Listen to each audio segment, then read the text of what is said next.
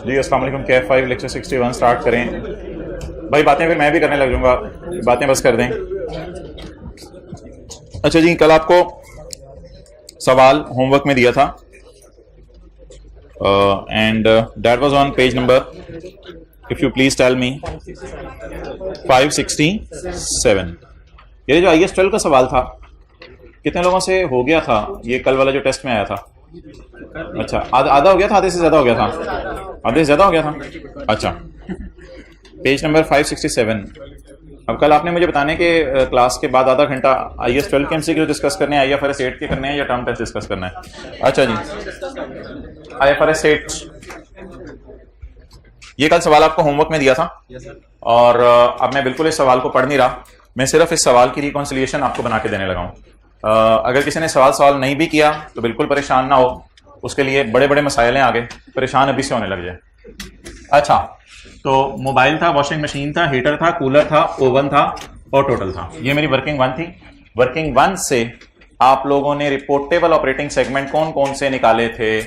Mobile, washing machine और cooler. और मैंने कहा था पॉइंट के बाद 1 डिजिट लें या 2 डिजिट लें। 2 डिजिट इधर लिए थे असल में, अगर इधर आप राउंड कर देते तो ये 0.42 और ये फिर 0.4 एक जैसे लगने थे। तो मैंने एक डिजिट कहा था, मादरत 2 डिजिट तक आपने लेके जाना था कैलकुलेशन, मादरत। बहरहाल आप ले गए होंगे। तो इतने बॉर्डर पे पेपर में सवाल नहीं आएगा कि इधर 0.4 आ रहा हो, इधर 0.42 आ रहा हो, वो अच्छा फिगर्स में गैप रखेगा। लेकिन सवाल इस तरह हमारा बन गया था, तो इसलिए पॉइंट के बाद जो बंदा 2 डिजिट में ले गया था वो सेव रह गया था। अच्छा अब्दुल्ला बस कर दो यार, बस रख दो। ओके, अब जब ये डिसाइड हो गया कि 3 मेरे रिपोर्टेबल ऑपरेटिंग सेगमेंट है, तो उन 3 को मैं हाईलाइट करूंगा। 3 मेरे रिपोर्टेबल ऑपरेटिंग सेगमेंट है, उन 3 को मैं हाईलाइट करूंगा। कौन कौन से? मोबाइल, वॉशिंग मशीन और कूलर। अच्छा जी, अगला काम आपने क्या करना है? अगला काम आपने ये करना है कि मोबाइल, वॉशिंग मशीन और कूलर, इनके लिए आपने अलग कॉलम डालने हैं, सेगमेंट एनालिसिस की हेडिंग डाल के ऊपर पूरा लिखेंगे कंपनी का नाम, note to the financial statements for the year ended, और इसके बाद ऑल अदर सेगमेंट्स आपने इकट्ठे कर देने हैं। इसमें हमारे हीटर और ओवन 6 × 5 11, इसमें हीटर और ओवन आएगा। अच्छा जी, जो हमारी वर्किंग 1 होती है उसके अंदर मोहतरम जो चीजें आती हैं वो आती हैं internal sale, external sale, total sale, profits, assets. बस बस बस। जो हमारे नोट 37 होता है, ये असल में स्टैंडर्ड का पैरा था 23 और 24 या 22 और 23, 23 और 24। इसमें आती हैं 20-22 चीजें, इसमें 20-22 चीजें आती हैं। इसमें क्या क्या आते हैं? External sale, internal sale, total sale, profits, assets, liabilities, depreciation, amortisation, interest income, interest expense, investment in associate, profit on investment in associate, tax, amortisation, impairment वगैरह सारी चीजें इसमें आती हैं। तो ये पैरा नंबर 22 और 23 और 24 में एक एग्जॉस्टिव यानी लंबी लिस्ट दी हुई थी। तो जहन में होना चाहिए कहां क्या क्या चीजें आनी है। इधर सिर्फ ये 5 चीजें आनी है, इधर 20-25 चीजें आनी है, लेकिन अनलकीली सवाल में डाटा अवेलेबल नहीं था, इसलिए वो चीजें हम यहां नोट नहीं कर सके। नेक्स्ट आगे चलें। जैसे इधर इंटरेस्ट एक्सपेंस भी आता है, इंटरेस्ट इनकम भी आती है, डेप्रिसिएशन भी आती है, लेकिन सवाल में डाटा नहीं है इसलिए हमने नोट नहीं किया था। लेकिन रिकॉन्सिलिएशन में हमने पैरा पढ़ा था स्टैंडर्ड का, पैरा नंबर एक्सेलेंट 28। रिकॉन्सिलिएशन में ना उसने 4 रिकॉन्सिलिएशन मस्ट कही थी, रेवेन्यू की, प्रॉफिट की, एसेट्स की और लायबिलिटीज की। बाकी रिकॉन्सिलिएशन में उसने कहा था कि अदर मटेरियल आइटम्स की बना दें। तो ICAP ऑपरेटिंग एक्सपेंसेस की भी बना रहे इसलिए हमने बना दी थी। और अगर और कोई अदर मटेरियल आइटम हो या रिकॉन्सिलिएशन के मार्क्स आपको ज्यादा महसूस हो तो आप खुद भी बना सकते हैं अदर मटेरियल आइटम्स का, अगर डाटा अवेलेबल हो, वरना ये कम से कम 4 जरूर आपने चीजें बना के आनी है। अच्छा जी, अब क्या करना होता है मोहतरम? अब करना ये होता है कि आपने टोटल रेवेन्यू को कैसे पकड़ना है। इधर देखिएगा, टोटल रेवेन्यू को मैंने पकड़ने का तरीका बताया था, 40 = 11 = 6.4 = 11 - 8.4 = 60। ये ऑटोमेटिकली मैच कर देगा। तो इस रिकॉन्सिलिएशन की आपको टेंशन नहीं लेनी। 40 = 11 = 6.4 बता दें। ये मेरे 3 रिपोर्ट। अच्छा इधर ये मेरे 5 ऑपरेटिंग सेगमेंट है, इनमें हेड ऑफिस वगैरह शामिल नहीं है। इन 5 में से 3 रिपोर्टेबल हैं और 2 ऑल अदर सेगमेंट्स हैं। ऑल अदर का नाम हमने यहां अदर देन रिपोर्टेबल या नॉन रिपोर्टेबल सेगमेंट्स हमने रखना है यहां नाम। ओके चलें जी, 40 = 11 = 6.4 57.4। नॉन रिपोर्टेबल का टोटल 11। अब इसमें ना हेड ऑफिस की सेल नहीं होती, इसलिए अदर एडजस्टमेंट्स डालने की जरूरत नहीं है, क्योंकि हेड ऑफिस की सेल नहीं है। आपस की सेल कैंसल करें, ये वाली फिगर उठाया करनी है 8.4। तो जवाब क्या है? 60। ये ऑर्गेनाइजेशन के फाइनल अकाउंट के सवालों में जो पी एंड एल का मुंह बनेगा ना, मुंह के टॉप पे जो सेल आ रही होगी, ये वो वाली सेल होती है, क्योंकि पी एंड एल में एक्सटर्नल सेल जाती है, इंटरनल सेल नहीं जाती। पी एंड एल में ये वाली सेल जाती है। नेक्स्ट, इसका ना वो स्क्रीन शेयरिंग टाइम खत्म कर दो ताकि ये ऑन ही रहा करे। अभी कर दो बेशक, चलो छोड़ो अभी लेने दो। Next, profits. प्रॉफिट्स की अगर हम बात करें तो प्रॉफिट्स हमारे जो है 2 = 1.1 = 1.42 3.52 और ये वाला 0.6। प्रॉफिट में मैंने कहा था 2 एडजस्टमेंट्स करनी है। आपस की सेल का प्रॉफिट उल्टाना है और हेड ऑफिस के अगर खर्चे हैं तो माइनस करने हैं। आज बता रहा हूं, अगर हेड ऑफिस की इनकम्स हैं अदर तो ऐड करनी है। वो आज बता रहा हूं, पहले नहीं बताया था। हेड ऑफिस के खर्चे हैं तो अदर एडजस्टमेंट्स में माइनस कर दें। हेड ऑफिस की कोई इनकम्स आ गई हैं, हेड ऑफिस की इनकम आ सकती है ना, कोई प्लांट को, कोई आपने जनरेटर बेचा प्रॉफिट आ गया, कुर्सियां बेची प्रॉफिट आ गया, कोई अदर इनकम है हेड ऑफिस की, उसको ऐड कर दें। ओके, अब सवाल की अदर इंफॉर्मेशन में आना पड़ेगा। Inter segment sale by mobile to washing machine and by mobile to heater. इसको ना इस तरह पेपर में कर लिया करें, mobile to washing machine and mobile to heater is 4 and 1.4, जिसको आप लोगों ने यहां डाल लिया होगा। 4 and 1.4 5.4 and by washing machine to cooler. Cooler वालों ने कहा हमने कपड़े धोने हैं, 3 million। डन। अच्छा, मोबाइल वाला सेल कर रहे हैं 9% मार्जिन पे और वॉशिंग मशीन वाला सेल कर रहे हैं 15% मार्जिन पे। तो अब हम क्या करेंगे, अब हम इसमें से 5.4 ये है, 5.4 divided by multiplied by 9 plus, आप थोड़ा नीचे तशरीफ ले जाएं, प्रॉफिट्स ने पंगे डालने शुरू कर दिए हैं, plus 3 divided by 100 multiplied by 9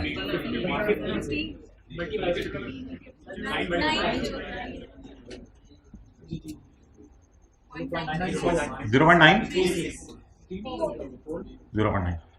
what ever it में भी। कितना लोगों ने ये कैलकुलेशन सही की थी घर में? ओके, ये आपस की सेल का प्रॉफिट उल्टा या आपस की सेल उल्टी? सेल में सेल उल्टाएंगे और प्रॉफिट में आपस की सेल का प्रॉफिट उल्टाएंगे। मुझे नहीं लग रहा आपके चेहरे से आपने होमवर्क किया हुआ है, नहीं किया हुआ। समझ आ रही है बात? अच्छा, नेक्स्ट, ऑपरेटिंग एक्सपेंसेस। चुप भाई, दूसरों को ना कुछ कहा करें। Operating expenses, assets and liabilities amounting to इतने इतने एंड इतने have not been allocated to any segment. ये किसी भी सेगमेंट में अभी तक नहीं डाले, तो अगर किसी सेगमेंट में नहीं डाले तो इसका मतलब है शायद ये हेड ऑफिस के होंगे। तो ऑपरेटिंग एक्सपेंसेस, खर्चे प्रॉफिट्स में किस साइन के साथ? टोटल करा दो, टोटल 2.18। आगे एसेट्स 30 + 8 + 9 47। ये रिपोर्टेबल हो गए, नॉन रिपोर्टेबल 7.4 0.5। लायबिलिटीज, ये 0.5 इधर से आया।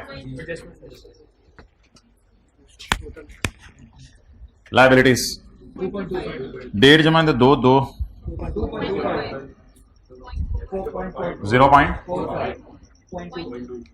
0.2.9।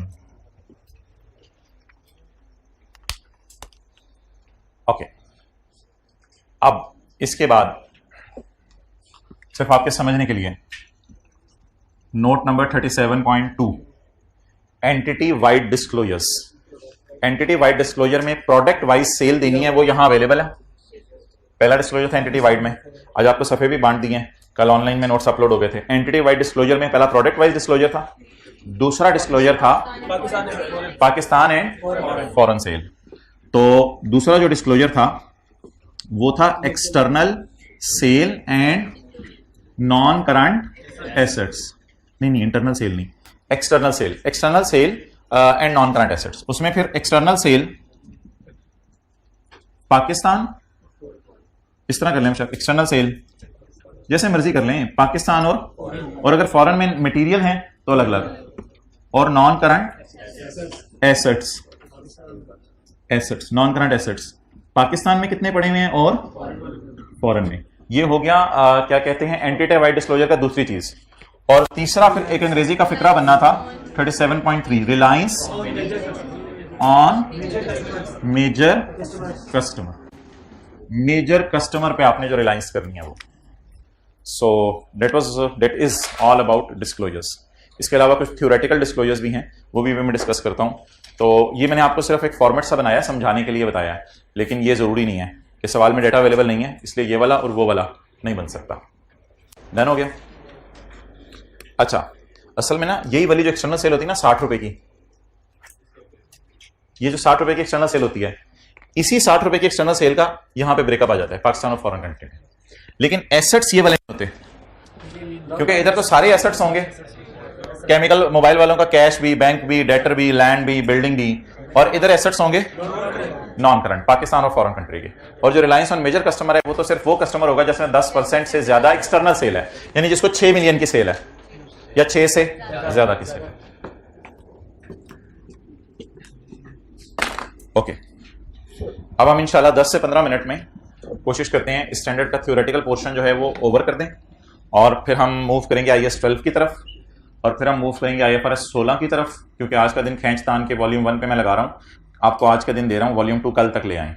ठीक है, महीने के शुरू में ही आ गया वॉल्यूम 2, ताकि तो वॉल्यूम 2 जरा टाइम ले लें। कल से फिर कंसोलिडेशन शायद हम शुरू करेंगे, एक क्लास भी नहीं छोड़नी जिसकी आपने नहीं तो धागे से बाइंडिंग करवाई है इसकी। हाँ, ओके ओके जी मोहतरम, अब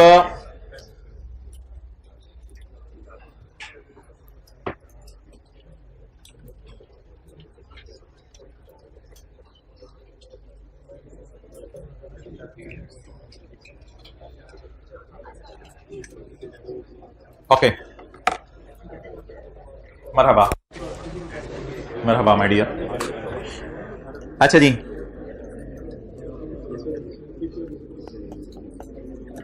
गोरमे वाले हैं, जाने नहीं छोड़े हम गोरमे की। गोरमे वाले कहते हैं कि जी हमारा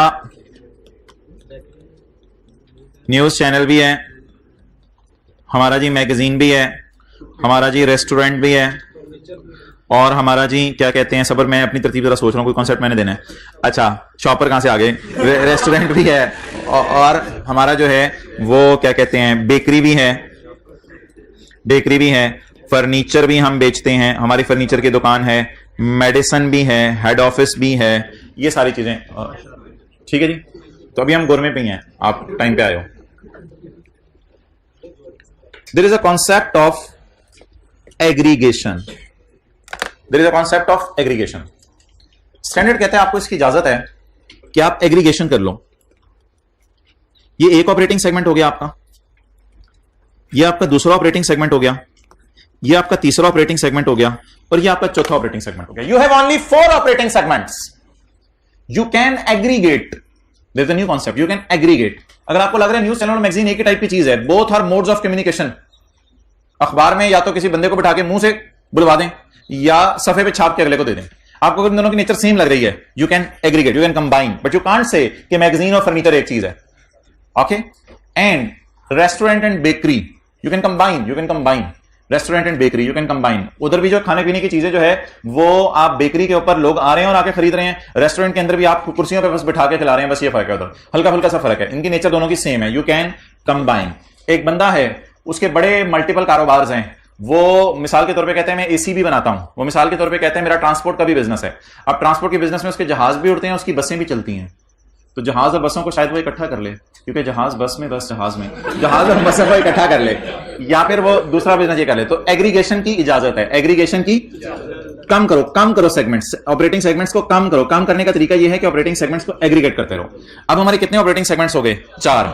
एक हमारा न्यूज चैनल और मैगजीन इकट्ठा हो गया, रेस्टोरेंट एंड बेकरी इकट्ठा हो गया, फर्नीचर अलग हो गया, मेडिसिन अलग हो गया। वर्किंग वन में कितने ऑपरेटिंग सेगमेंट डालेंगे? 4 ऑपरेटिंग सेगमेंट डालेंगे। एक बेकरी और वो बेकरी और मैगजीन, एक बेकरी और रेस्टोरेंट डालेंगे, दूसरा न्यूज चैनल और मैगजीन डालेंगे, फर्नीचर और मेडिसिन। इन 4 को ऑपरेटिंग सेगमेंट बनाएंगे। इन 4 में से कोई रिपोर्टेबल बन जाएंगे। इन 4 में से होते 2 रिपोर्टेबल बने, 1 रिपोर्टेबल बने, 3 रिपोर्टेबल बने, होते 4 रिपोर्टेबल बन जाए। That depends upon the data. So there is a concept of aggregation. ये ऑपरेटिंग सेगमेंट्स आइडेंटिफाई करने से भी तकरीबन शायद समझ ले पहले की बात है। आप समझ रहे थे कि हमारे 1 2 3 4 5 6 सेगमेंट है, लेकिन उन्होंने कहा नहीं ऑपरेटिंग सेगमेंट्स 6 ही, इनको कम कर लो, इनको 4 कर लो, क्योंकि इनकी नेचर क्या है? सेम है। तो ये एग्रीगेशन अलाउड है। ये एग्रीगेशन कहां लिखा हुआ है? Page number 435। 435 पे कहीं जाके लिखिए 435। कोई नेट करेंगे आप? हाँ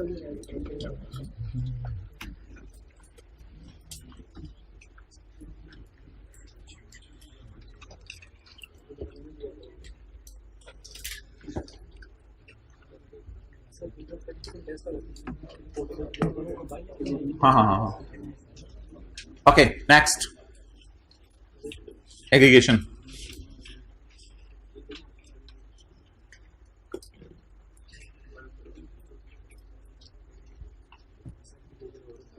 सेग्रीगेशन नहीं, aggregation.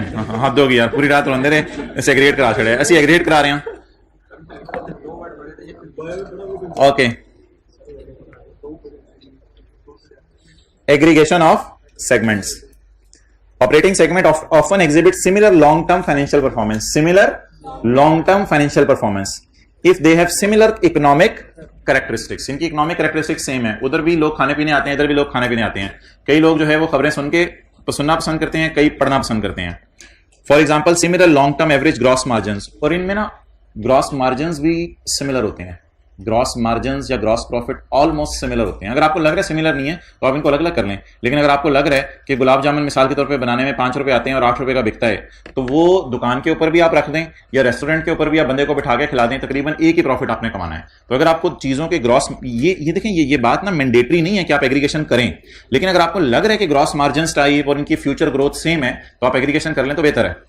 For example similar long term gross margin for 2 operating segments would be expected if their economic characteristics were similar. हो सकता है इकोनॉमिक कैरेक्टरिस्टिक उनकी सिमिलर हो, यानी दोनों को खाना ही है, कुर्सी को खाना नहीं है, लेकिन रेस्टोरेंट में और बेकरी वाली चीजों को खाना ही है। 2 और मोर ऑपरेटिंग सेगमेंट में बी एग्रीगेटेड, वो जो हमने 2 या 2 से ज्यादा को एग्रीगेट किया, 2 और मोर में बी एग्रीगेटेड। 2 कौन से थे? बेकरी और रेस्टोरेंट। 2 और मोर में be aggregated into a single operating segment if aggregation is consistent with the core principle। core principle क्या है? core principle हमने पढ़ा था, ये है कि यूजर क्या चाह रहा है, यूजर क्या चाह रहा है। तो अगर core principle से मैच कर रहे तो कोई मसला नहीं। Principle of this IFRS, the segments have similar economic characteristics and the segments are similar in each of the following. ये पांचों चीजें ना सेम होनी चाहिए, ये पांचों चीजें सेम होनी चाहिए। बेकरी में भी खाने की चीजें हैं, रेस्टोरेंट में भी खाने की चीजें हैं। प्रोडक्शन प्रोसेस या हाथों से बनता है या मशीनों से बनता है, एक ही बात है, प्रोडक्शन प्रोसेस भी इनका सेम है। टाइप ऑफ कस्टमर, उधर भी बंदे खाते हैं, इधर भी बंदे खाते हैं, डंगर नहीं खाते, ठीक है। बेकरी में कभी जो है वो मत जाइए, थोड़े से जरा वो पिज्जा दे देना साथ, उसे केचप जरा ज्यादा कर दो। टाइप और क्लास ऑफ कस्टमर्स भी सेम है। Method use to distribute their products, bakery की भी होम डिलीवरी आजकल आ रही है, रेस्टोरेंट की तो होम डिलीवरी आपको पता होती है। तो nature of use to distribute the products and their services. And if applicable regulatory environment, regulatory environment ये होती है कि मिसाल के तौर पर फूड अथॉरिटी वालों के अंडर दोनों आते हैं। ये नहीं होता कि पीसीबी के अंडर आ जाएंगे या पैमरा के अंडर आ जाएंगे, पैमरा के अंडर बेकरी आई हुई है तो फूड अथॉरिटी रेगुलेट कर रही है और फूड अथॉरिटी ही दोनों को देखेगी। या न्यूज चैनल वाले जो मैगजीन है उनको वो न्यूज वाले ही देखेंगे, जो हुकूमत का न्यूज का इदारा बना हुआ है पैमरा। तो ये कुछ एग्जांपल्स थी। तो स्टैंडर्ड ये चाह रहे हैं जिन ऑपरेटिंग सेगमेंट्स में ये पांचों चीजें पाई जाएं, एंड लिखा हुआ है उसने, और ऊपर उसने ईच का लफ्ज भी लिखा था ताकि आपको कोई कंफ्यूजन ना रहे। जिन ऑपरेटिंग सेगमेंट्स में ये पांचों चीजें कॉमन पाई जाएं, उन ऑपरेटिंग सेगमेंट्स को 2 या 3 की बजाय आप क्या नाम दे दो, एक ऑपरेटिंग सेगमेंट। तो ये एग्रीगेशन की आपको इजाजत है। ओके, अगले सफे पे आ जाएं, अगले सफे पे।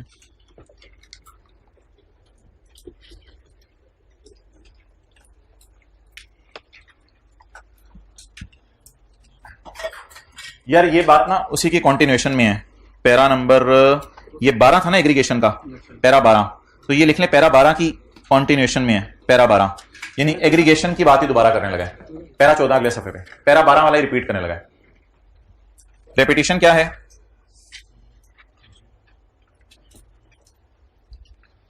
बात दोबारा करने लगा है। हो सकता है सीओडीएम दोनों की इंफॉर्मेशन अलग अलग मांगता हो सकता है सीओडीएम दोनों की इंफॉर्मेशन अलग अलग मांगता हो, लेकिन ये दोनों नॉन रिपोर्टेबल बन रहे हैं। दोनों क्या बन रहे हैं? Non reportable. इसकी भी सेल 7% है, इसकी सेल 4% है। अब बेहतर है कि 7 और 4 की बजाय आप इसको 11 करके एग्रीगेट कर लो, क्योंकि इसमें एग्रीगेशन क्राइटेरिया पाया जा रहा है। तो कहते हैं अगर आपकी ऑर्गेनाइजेशन का स्ट्रक्चर ऐसा है कि सीओडीएम दोनों के रिकॉर्ड अलग अलग मांगते हैं तो कोई मसला नहीं। अगर एग्रीगेशन क्राइटेरिया पैरा नंबर 12 वाले मीट कर रहे हैं ना, और इन दोनों को मिला के फिर आप किस नतीजे पे पहुंचो कि ये दोनों को मिलाएंगे तो इंशाल्लाह 10 से ऊपर चला जाएगा, तो बेहतर है फिर इनको रिपोर्टेबल बना दो, बजाय कि ये दोनों ऑल अदर में गुम होकर समझ ना आए कहां गए हैं। तो ये हल्की सी एक सजेशन दे रहा है अगले सफे पे, पैरा नंबर 14 में। An entity may combine information about operating segments लिखें, operating segments bakery and restaurant. An entity may combine information about operating segments that do not meet the quantitative thresholds, that do not meet the, देखें इधर, it is 7% sale, it is 4%. They do not meet the quantitative threshold. An entity may combine. An entity may combine. An entity may combine information about operating segment that do not meet quantitative threshold with information about other. एक को दूसरे से मर्ज कर दें, और वो दूसरा भी कौन सा था, that do not meet the quantitative threshold. दोनों नहीं मीट कर रहे थे. To produce a reportable segment only, एक नया reportable segment बना लें दोनों को मिला के, only food products के नाम से, food products के नाम से, only if the operating segments have similar characteristics as mentioned in para number 12. वही बात दोबारा कर दी इसने. तो इसलिए पैरा नंबर 14 को समझने के लिए आप यहां पर ये 7 और 4% लिख लें, और इसको फिर क्या करा दें हम, एग्री, ताकि एक सिंगल रिपोर्टेबल सेगमेंट बन जाए. फूड प्रोडक्ट्स के नाम से, सॉरी ये वाला फूड प्रोडक्ट्स के नाम से बनेगा, ये कम्युनिकेशन के नाम से कोई बन जाएगा, वही जो मर्जी नाम रखो, कम्युनिकेशन चैनल्स. और देखो एग्रीगेशन के बाद क्या होगा, जब ये दोनों एग्रीगेट हो जाएंगे, देखो इनसे ना फाइनेंशियल स्टेटमेंट्स के बनने का ताल्लुक नहीं है, ये स्टैंडर्ड सिर्फ डिस्क्लोजर का है, इसकी जनरल एंट्रीज कोई नहीं है. अब होगा क्या, वर्किंग वन जब हम करने लगेंगे तो न्यूज चैनल और मैगजीन के कॉलम नहीं डालेंगे, इसकी जगह हम लिखेंगे कम्युनिकेशन या चैनल्स या जो भी न्यूज का हेडिंग डाल के ये इकट्ठा आ जाएगा वर्किंग वन में. तो शुरू में मैंने बात ही यहां से की थी कि देखने में इसके 6 ऑपरेटिंग सेगमेंट हैं, लेकिन हमने एग्रीगेशन क्राइटेरिया आज पढ़ा है, उसकी वजह से हम इसके कितने बना सकते हैं, 4. क्वेश्चन एग्रीगेशन के बारे में बताएगा, आज तक कभी उसने टेस्ट नहीं किया, एग्रीगेशन बताएगा. नेक्स्ट चलें जी, ये बात खत्म होगी हमारी. अगली बात, ये बात मैंने कल आपको पढ़ा दी थी.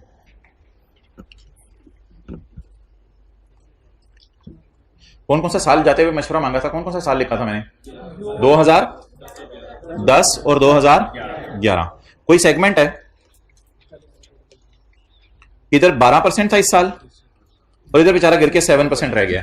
तो इस साल क्या करना है, जरा मुझे बता दें, इस साल क्या करें. बजाहिर तो ये नॉन रिपोर्टेबल है, बजाहिर क्या है, और बजाहिर ये जो है इस साल ऑल अदर सेगमेंट में गिर जाना चाहिए. पिछले साल था, लेकिन इस साल अपनी एग्जिस्टेंस लूज कर जाना चाहिए. लेकिन स्टैंडर्ड मशवरा क्या दे रहा है, अगर मैनेजमेंट जज करती है कि operating segment identified as reportable in previous period, reporting segment identified as reportable in is of continuing significance. अगर अभी भी ये इंपॉर्टेंट आपको लग रहा है, information about the segment shall continue to be reported separately, इसको सेपरेटली रिपोर्ट कर दें in the current period, even if it no longer meet the criteria for reportability. Current period कौन सा है, 2011. प्रीसीडिंग पीरियड कौन सा था, 2010. अब मैं आपसे एक सवाल पूछने लगा हूं, क्या मैं इधर रिपोर्टेबल में ऐसा सेगमेंट डाल सकता हूं जो 7% है? जी जी जी जी बिल्कुल डाल सकते हैं, कोई मसला नहीं, डाल सकते हैं. अगर पिछले साल रिपोर्टेबल था और अभी भी आप समझ रहे हैं लोगों को इंपॉर्टेंट लगेगा ये, तो डाल दें, कोई मसला नहीं.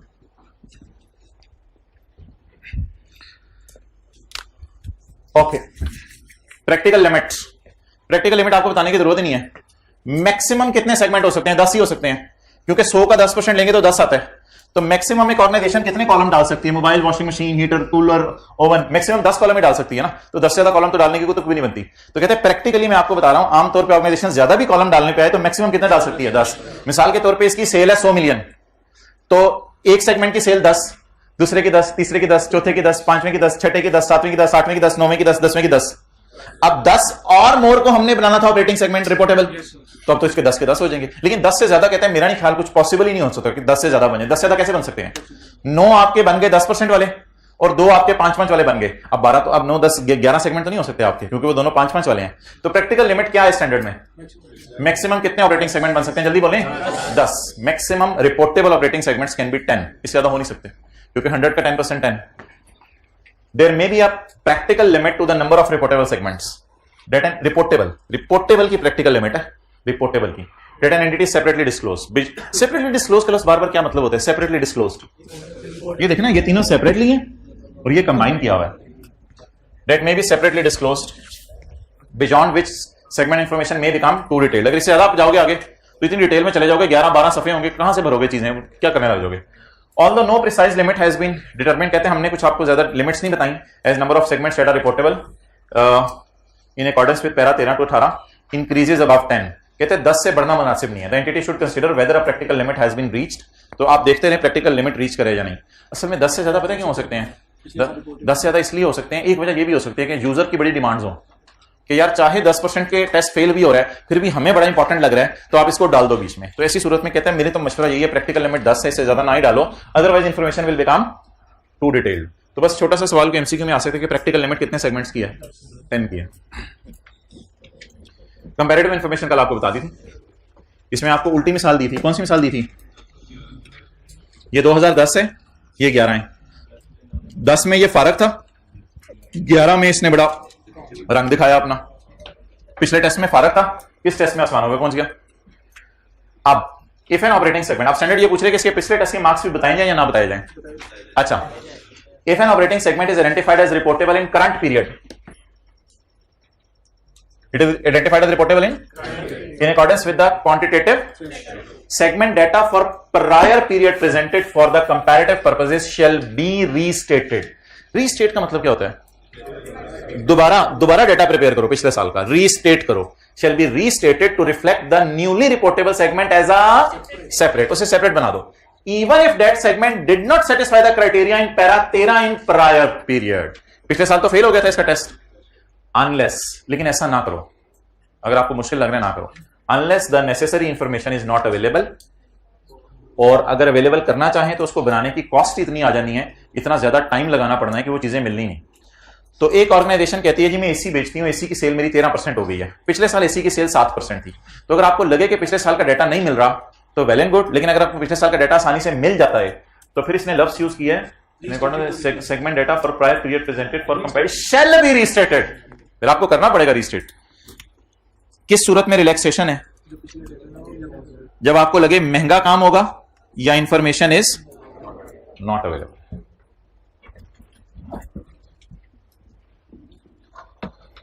यार कंपैरेटिव रीस्टेट करने का क्या मतलब होता है?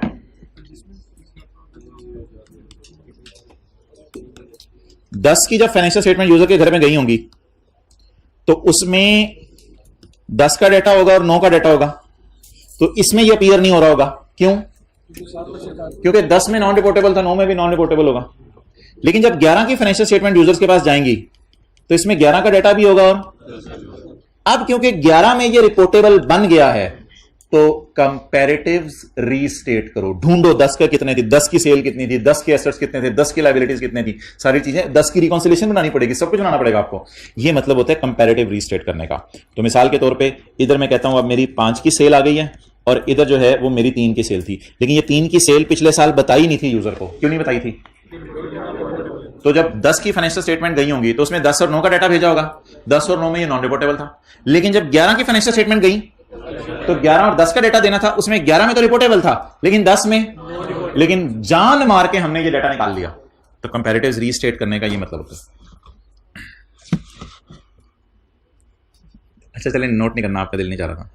तो ये 3 के साथ में क्या लिखूं? 3 रुपए के साथ कंपैरेटिव रीस्टेट हुए हैं। कंपैरेटिव क्या मतलब होता है? पिछले साल वाली फीमें मौजूद नहीं थी पहले, अब नजर आने लग गई हैं, इसे कहते हैं कंपैरेटिव रीस्टेट करना। ये सेट भी इसी तरह होता था कुछ। ओके,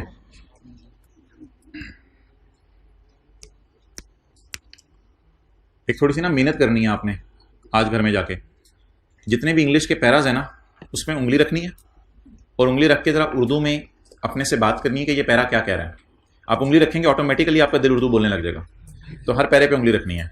जैसे इस पैरे पे उंगली रख के अच्छा, यानी कंपैरेटिव अगर डाटा अवेलेबल हो तो उसे रीस्टेट कर दें, लेकिन अगर मुश्किल हो तो रीस्टेट ना करें। अच्छा, इधर आके इस तरह फिर आपने करना घर में। तो मैं भी इंशाल्लाह आके कराऊंगा, मैं भी सारे पैराज को एक दफा कल सुबह के करवाऊंगा आपको इस तरह, क्योंकि ज्यादा पैराज है तो आगे पीछे ना हो जाए चीजें। और जो इंपॉर्टेंट पैराज है ना वो मैं आपको टिक करवा दूंगा, वो हमारे 3-4 ही हैं जो पेपर के लिए इंपॉर्टेंट होंगे।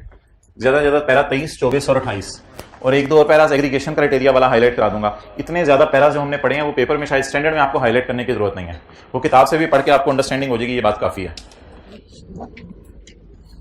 असल में ना ये है कॉन्सेप्ट। अब अगर आप स्टैंडर्ड की इंग्लिश नहीं भी खोलेंगे ना तो ये एग्जांपल देख के आपको कॉन्सेप्ट समझ आ जाएगा। लेकिन 23-24 पैरे के अंदर जो 20 चीजें हैं जिनके डिस्क्लोजर देने हैं वो तो अब आप याद नहीं कर सकते। एग्रीगेशन क्राइटेरिया में 5 चीजें अभी हमने पढ़ी हैं, वो उनको आप रट्टा नहीं मार सकते। एग्रीगेशन क्राइटेरिया में 5 चीजें, ये स्टैंडर्ड खोल के देखनी पड़ेगी कि एग्रीगेशन क्राइटेरिया में कौन सी 5 चीजें आ रही हैं। तो ऐसे पैरा सिर्फ आपको मैं कल हाईलाइट करवाऊंगा स्टैंडर्ड में, जिनमें से आपको पेपर में यूज करने हैं। जो यूज नहीं करने वो 10% लिमिट 75% लिमिट वाले पैरा शायद हाईलाइट ना करवाने पड़े, क्योंकि वो आपको आइडिया है कि वो कितने लिमिट्स हैं, वो कॉन्सेप्ट उनका काफी है। अच्छा, नॉन रिपोर्टेबल ऑपरेटिंग सेगमेंट्स, इसमें इसने ये लिखा है जो रिपोर्टेबल नहीं है उनको कहां डाल दो, non reportable.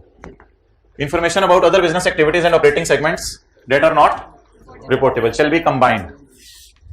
Information about others shall be combined, shall be combined and disclosed in all other segment category separately from other reconciling item. ये ऑल अदर सेगमेंट्स इधर भी देख लें, आपको सेपरेटली नजर आ रहे हैं फ्रॉम रिकंसाइलिंग आइटम्स, यानी कि इन तीनों को मर्ज करके ध्यान में ये नहीं डाल देना अदर्स, इन तीनों का नाम ही अदर्स रख दो। नॉन रिपोर्टेबल अलग नजर आए और बाकी रिकंसाइलिंग आइटम आपके अलग नजर आए। तो इस लाइन का मतलब लिखें, all segments categories from other reconciling item. ये नोट नंबर 37.1 है, जिसमें आपको ये सारी चीजें अलग अलग नजर आएंगी। The sources of revenue included in all other segments category shall be disclosed. Sources of revenue क्या है? ऑल अदर की सोर्सेज ऑफ रेवेन्यू बताएं। नहीं, मेरे ख्याल से वो ये पूछना चाह रहे हैं सोर्सेज ऑफ रेवेन्यू, यानी इंटरनल एक्सटर्नल तो चले बताएं, लेकिन इसमें ये बता दें कि ये कौन कौन सी प्रोडक्ट्स हैं, सिर्फ नाम बता दें, नाम बता दें इनके कि वो हीटर हैं और ओवन है। या अगर हमारी पुरानी मिसाल है तो उसमें पेंट और कौन सा था, द सोर्सेज ऑफ रेवेन्यू या रेवेन्यू का ब्रेकअप देना है, sources of revenue, sources of revenue. Sources paint था और कौन सा था, polyester. Done, okay.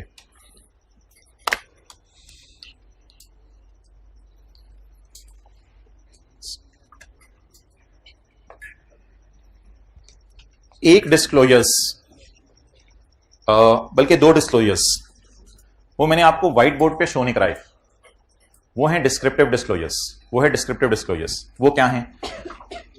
General disclosures, general disclosures वो डिस्क्रिप्टिव फॉर्म में होंगे। जनरल डिस्क्लोजर्स में आप क्या बताएंगे? जनरल डिस्क्लोजर्स में बताएंगे we are dealing in mobile, washing machine, cooler, heater and ovens, इन चीजों में हम डील कर रहे हैं। जनरल डिस्क्लोजर में ये बताएंगे। फिर आप अगली चीज बताएंगे वाइल क्या कहते हैं, while formation of operating segments we combined the bakery and restaurant because the aggregation criteria were met. कुछ इस किस्म की अंग्रेजी होगी। ये जनरल डिस्क्लोजर्स होंगे, ये सेगमेंट एनालिसिस से ऊपर आएंगे। और एक और लाइन भी आप इसमें लिख के आ सकते हैं कि there were 2 options, either we can present in geographical form और product wise. So as per the CODM reports या decision making we have categorised it in the form of product wise. कुछ इस किस्म की अंग्रेजियां, इसे कहते हैं जनरल इंफॉर्मेशन। ये जनरल हो जाएगा। इसके बाद अगला डिस्क्लोजर सेगमेंट एनालिसिस। ये सारी बातें अल्लाह का शुक्र है पैकेजेस के फाइनेंशियल स्टेटमेंट आपको तरतीब से मिलेगी। पैकेजेस वालों ने जनरल भी ऊपर लिखे हुए थे लाइनें कि ये इंक से क्या बना रहा हूं मैं, रियल एस्टेट में क्या बना रहा हूं, ये वाली लाइन उन्होंने लिखी हुई थी। इसके बाद ये वाली इंफॉर्मेशन आ जाएगी। इसके बाद रिकॉन्सिलिएशंस आ जाएंगी। नंबर 1 हो गया जनरल, नंबर 2 हो गया सेगमेंट एनालिसिस, नंबर 3 हो गया reconciliation, number 4 entity wide disclosure में 3 चीजें। पहली चीज प्रोडक्ट वाइज सेल, वो लकीली यहीं से मिल रही है क्योंकि हमने रीजन वाइज नहीं बनाई हुई। और दूसरा एक्सटर्नल सेल और नॉन करंट एसेट पाकिस्तान और फॉरेन कंट्री वाले, और रिलायंस ऑन मेजर कस्टमर। और एक डिस्क्लोजर है जो ना मैंने आपको पढ़ाया ना बताया, वो एंड पे होगा मेजरमेंट बेसिस। क्या होगा? Measurement basis. उसकी इंशाल्लाह बात कर लेंगे, वो मैंने आज होल्ड पे रखने, वो इंशाल्लाह कल कराऊंगा। Measurement basis. तो ये मोहतरम डिस्क्लोजर्स हैं। अब इसमें अगर एक क्विक व्यू आप लें तो पेज 437 पे कौन से डिस्क्लोजर है? जनरल। पेज 438 पे segment analysis, reconciliation, entity wide disclosure, और एक हमारे रह गए इंशाल्लाह, ये कल पढ़ेंगे, मेजरमेंट ऑफ आइटम्स। ये मेजरमेंट के नाम से कोई डिस्क्लोजर है, ये इंशाल्लाह कल पढ़ेंगे। अच्छा, एंटिटी वाइड भी हमने पढ़ लिया था, रिकॉन्सिलिएशन भी पढ़ ली थी, सेगमेंट एनालिसिस पढ़ लिया था। अब हमने सिर्फ क्या पढ़े? जनरल। जनरल में मैंने आपको इतनी बात पढ़ानी है, बाकी उसने सारी रेपिटेशन की हुई है। An entity shall disclose information to enable users of financial statement to evaluate the nature and financial effects of business activities. Nature भी बताओ, फाइनेंशियल इफेक्ट भी बताओ, सारी चीजें हम बता ही रहे हैं। नेचर भी बता रहे हैं, फाइनेंशियल इफेक्ट्स भी बता रहे हैं। Nature and financial effects of the business activities in which it engages and the economic environment in which it operates. An entity shall disclose the following general information. Factor used to identify the entity reportable segment. Factor used to identify the entity is whether the entity is organized around different products और whether the entity is organised around different geographical areas. तो product wise या geographical wise, ये जैसे भी आप बना रहे हो यूजर को बता दो। तो ये जरा जनरल इंफॉर्मेशन जाके देखते हैं, ये इन्होंने कैसे दी हुई है, पैकेजेस वालों ने जनरल इंफॉर्मेशन कैसे दी हुई है। जनरल इंफॉर्मेशन इन्होंने ना वैसे जो मेन पेज है वो यही वाला सेगमेंट एनालिसिस वाला, और फिर अगले सफे पे इन्होंने रिकॉन्सिलिएशंस दी हुई है और उससे अगले पे एंटिटी वाइड दिए हुए हैं। जनरल इंफॉर्मेशन इन्होंने को खास नहीं दी। A business segment is a group of assets and operations engaged in providing products that are subject to risk and returns। चीजों पे फायदा भी आता है, नुकसान भी आता है from other businesses. Types of segments nature of business के एतबार से किए हैं, रीजन के एतबार से लिखी है। तो कोई अंग्रेजी इन्होंने ज्यादा नहीं लिखी, लेकिन उन्होंने बता दिया हम नेचर ऑफ बिजनेस के एतबार से चीजों को अलग लेकर चल रहे हैं। Done, okay. एग्रीगेशन की इन्होंने कोई जिक्र किया नहीं कि हमने एग्रीगेशन की है। एक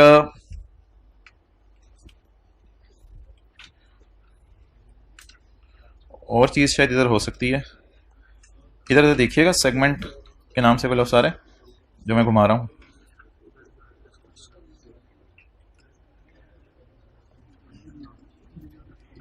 business liabilities, earning per share, share capital, provisions, segment code.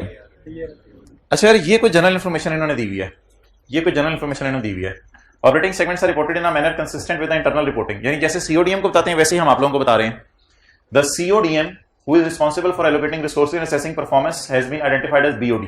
कहते हैं बोर्ड ऑफ डायरेक्टर्स को हमने CODM चुना है of parent company. Segment reporting is based on operating business segments of group। An operating segment is a component of a group that engages in business activities from which it may earn revenue and incur expenses। ये तो कल वाली बातें हैं, including revenues and expenses that relate to transactions within other groups। An entity operating segment results are reviewed regularly by CODM to make decisions about resources to be allocated। ये कल वाली सारी अंग्रेजी, and for which discrete financial information is available। ये तीन बातें उसने कर दी हैं। The chief operating decision maker who is responsible for allocating resources and assessing performance of operating segment has been identified as group executive committee। ये committee बनाई होगी इन्होंने। Segment results that are reportable to CODM include items directly attributable to segment as well as those that can be allocated on a reasonable basis। छोड़ें इस line को। The business segments are engaged in providing products which are subject to risk and rewards which may differ from risk and rewards of other segments। वाज़े तौर पे कोई line इन्होंने लिखी नहीं है कि हम प्रोडक्ट वाइज जा रहे हैं या जियोग्राफिकल वाइज जा रहे हैं, लेकिन नीचे प्रोडक्ट वाइज जब उन्होंने डिटेल दे दी तो वहां से पता चल रहा था कि ये सेगमेंट्स को किस तरह डिवाइड करना चाह रहे हैं। ये वाली अंग्रेजी नहीं आपने लिखनी होगी, बस वो प्रोडक्ट्स के नाम लिख के आगे उसकी नेचर लिख देनी होगी। अगर खुदा ना खास्ता कौन सा वाला डिस्क्लोजर आ गया, जनरल डिस्क्लोजर आ गया। ओके, नंबर 1 जनरल में क्या आने, factors used to identify the operating segments. Judgements made by management in applying the aggregation criteria. क्या जजमेंट है भाईजान, हमें लग रहा है कि इंशाल्लाह बेकरी और रेस्टोरेंट सेम प्रॉफिट मार्जिन देंगे फ्यूचर में, इसलिए हमने सोचा इनको क्या कर लें, एग्रीगेट कर लें। एंड टाइप्स ऑफ प्रोडक्ट्स और services from each reportable segment derives it's revenues. ये जो types of products and services हैं ये तो देना जरूरी है हर हाल में, ताकि यूजर को पता चले आप कितने किस्म की चीजें बेच रहे हैं। ये types of products and services देना हमेशा जरूरी है। अब जरा बात मेरी गौर से सुनिएगा। सबसे पहले आपने बताना है हमने प्रोडक्ट वाइज चीजें बनाई हैं या हमने रीजन वाइज बनाई हैं। ये एक इंग्लिश का फिक्रा आपने लिख के बता देना है। और अगर आपने रीजन वाइज बनाई हो तो फिर आपको एक तीसरी बात भी बतानी पड़ेगी कि मैं कौन कौन सी चीजें बेच रहा हूं। और अगर आपने ऑलरेडी, मेरे ख्याल से आप समझ रहे हैं बात को, अगर इधर प्रोडक्ट वाइज वाली बात कवर हो गई है तो फिर तीसरे की कोई तुक नहीं बनती। और अगर इधर प्रोडक्ट वाइज नहीं बनाना शुरू किया आपने, कनाडा अमेरिका इस तरह बनाना शुरू किया है, तो फिर इधर, लेकिन ये सारी चीजें डिस्क्लोजर्स हैं या इंग्लिश में डिस्क्रिप्टिव फॉर्म में लिखने वाली चीजें। आगे मैंने इसलिए वो आपको कह दिया था, आगे ना वो बता रहे कि मैंने जनरल इंफॉर्मेशन आपको बतानी है कुछ, इसके बाद मैंने आपको सेगमेंट एनालिसिस देने हैं, इसके बाद मैंने आपको रिकॉन्सिलिएशन की डिटेल देनी है। तो ये सारा फारिग है। डिस्क्लोज कर रहे होंगे, हाँ वहां पे कर रहे होंगे, कोई मसला नहीं। भाई कह रहे हैं कि डिस्क्लोज तो हम नोट में कर रहे होंगे, लेकिन हम प्रोडक्ट्स के नाम, इनके नाम भी तो बताने हैं ना कि ऑल अदर सेगमेंट्स में कौन सी पड़ी हैं, तो ये सिर्फ इंग्लिश में लिख के बताना है। आप बता दें जनरल इंफॉर्मेशन में क्या 3 चीजें हैं।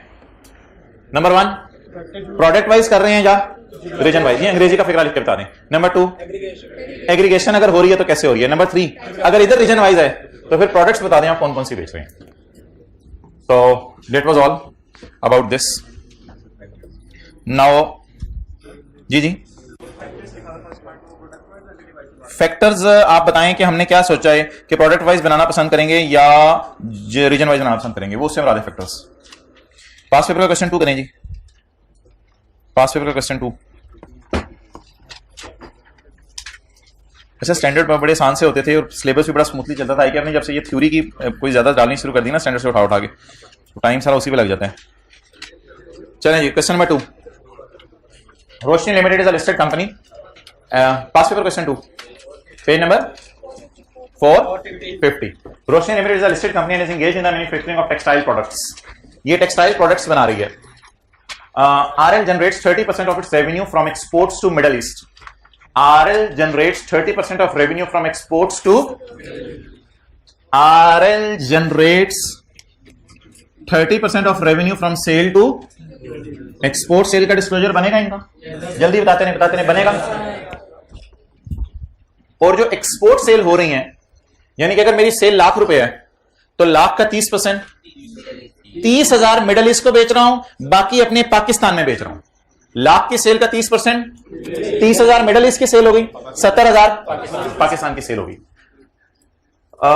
आउट ऑफ विच, यानी कि 30,000 की बात कर रहे हैं, 30,000 की बात कर रहे हैं. लाख का 30% एक्सपोर्ट सेल है, वो 30,000 हो गया. 30,000 का 60%, out of which 60% made to only one customer. बाहर के मुल्क में, मिडल ईस्ट में कोई हकीम साहब हैं, तो 60% सेल हम हकीम को ही कर देते हैं टेक्सटाइल की चीजों की. तो अब आप मुझे बता दें जरा थोड़ी अकल लगा के कि अगर मेरी एक्सटर्नल सेल 100 है, अगर मेरी एक्सटर्नल सेल कितनी है 100 है, तो इसमें एक्सपोर्ट सेल कितनी है 30, तो लोकल 70. इसमें से 60% हकीम भाई को है 18. इसका मतलब है मोर देन 10% होगी ना, मोर देन 10% होगी. तो अब 18% एक्सटर्नल सेल किसको हो रही है हकीम को, बाकी 40% छोटे छोटे डॉक्टरों को हो रही है, वो हकीमों को नहीं हो रही है, वो होम्योपैथिक वालों को, इधर उधर को, वो छोटे छोटे हैं, वो इतने मेजर कस्टमर नहीं है. तो नोट कर लिया आपने? चलें नोट करें.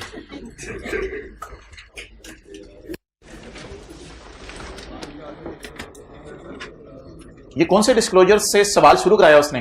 Entity wide disclosures.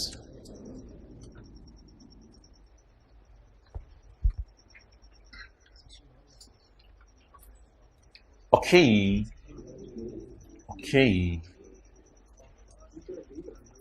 चलें जी आगे. बस बबलूस, बात जल्दी खत्म.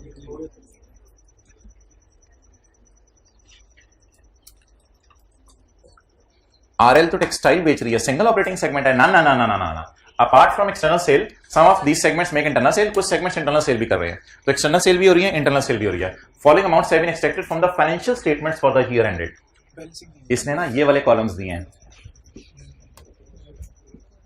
ये वाले कॉलम दिए हैं. हमने लिखा था ना Gohar limited financial statements colours, तो ये एक्सटर्नल रेवेन्यू होगा इसका, क्योंकि P&L के मुंह पे कौन सा रेवेन्यू जाता है एक्सटर्नल. ये 2530 ट्राई टू अंडरस्टैंड, वो ये वाली फिगर है, ये इसने दे दिया हमें एक्सटर्नल सेल. ये भी कह सकते हैं आप 2530 एक्सटर्नल सेल, क्योंकि P&L के मुंह पे कौन सी सेल जाती है एक्सटर्नल सेल. ऑपरेटिंग एक्सपेंसेस आ रहे हैं 2050. ये फाइनेंशियल स्टेटमेंट से उठाए हैं. ऑपरेटिंग एक्सपेंसेस का टोटल ये दे दिया इसने, पीबीटी दे दिया 455. ये प्रॉफिट है, तो पीबीटी भी ले सकते हैं, पैट भी ले सकते हैं. डाटा अवेलेबल हो पेपर में, पीबीटी पैट दोनों ले लें बेशक. इसका टोटल ये दे दिया इसने, पीबीटी दे दिया. टोटल एसेट्स दे दिए और टोटल एसेट्स फाइनेंशियल स्टेटमेंट्स में ये भी दे दिया इसने हमें, ये भी दे दिया. Detailed information is reported internally to CODM. Detailed information CODM को दी जाती है ऑफ ईच सेगमेंट, हर सेगमेंट की. अच्छा मुझे बताएं, इनके वेरियस ऑपरेटिंग सेगमेंट्स है ना, तो टेक्सटाइल में असल में डिफरेंट किस्म की चीजें होंगी, तो वेरियस ऑपरेटिंग सेगमेंट्स होंगे, स्पिनिंग, वीविंग और पता नहीं और कौन कौन से होंगे. Detailed financial information is reported internally to CODM of each segment. हर सेगमेंट का कोई ना कोई चीफ ऑपरेटिंग डिसीजन मेकर है, उसको इंफॉर्मेशन दी जाती है. वैसे तो सीओडीएम एक टॉप पे होता है, लेकिन इसको यहां मैनेजर का लफ्ज यूज करना चाहिए था, ज्यादा अच्छा लफ्ज होता. Detailed information is reported internally to chief operating decision maker of each segment. असल में यहां मैनेजर का लफ्ज स्टैंडर्ड ने यूज किया, यहां सीओडीएम का लफ्ज मुनासिब नहीं था. सीओडीएम ना सबका हेड होता है. However, following disclosures on operating segment is prepared. ताहम ये डिस्क्लोजर इसने प्रिपेयर किए हैं in the note to the financial statement में. इसने ये वाले डिस्क्लोजर दिए हैं. हम नहीं, ये ना कुत्तों की तरह रुल गए बना इस तरह ना करो. हम पागलों की तरह रुल गए बना के डिस्क्लोजर, और अभी इसमें हमने जनरल इंफॉर्मेशन नहीं बनाई हुई. हम पागलों की तरह डिस्क्लोजर बना के रुल गए, और हमारे अकाउंटेंट ने डिस्क्लोजर ही दे दिया इस सारे की जगह.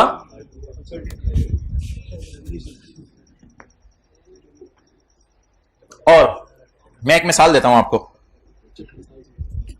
जैसे ये पीबीटी है, ये मैच कर रहा है, ये एसेट्स हैं, ये मैच नहीं कर रहे क्योंकि उसने एरर्स भी मांगी है ना, एरर्स भी मांगी है।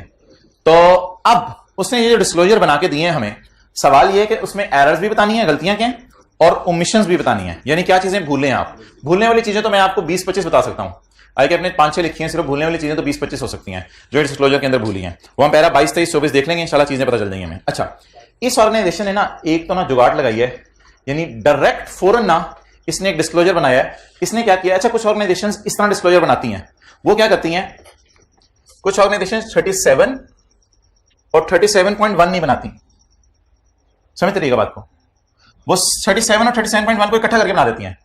इसमें कोई मसला नहीं है, मुझे बताएं 37 और 37.1 इकट्ठा करके कैसे बन सकता है।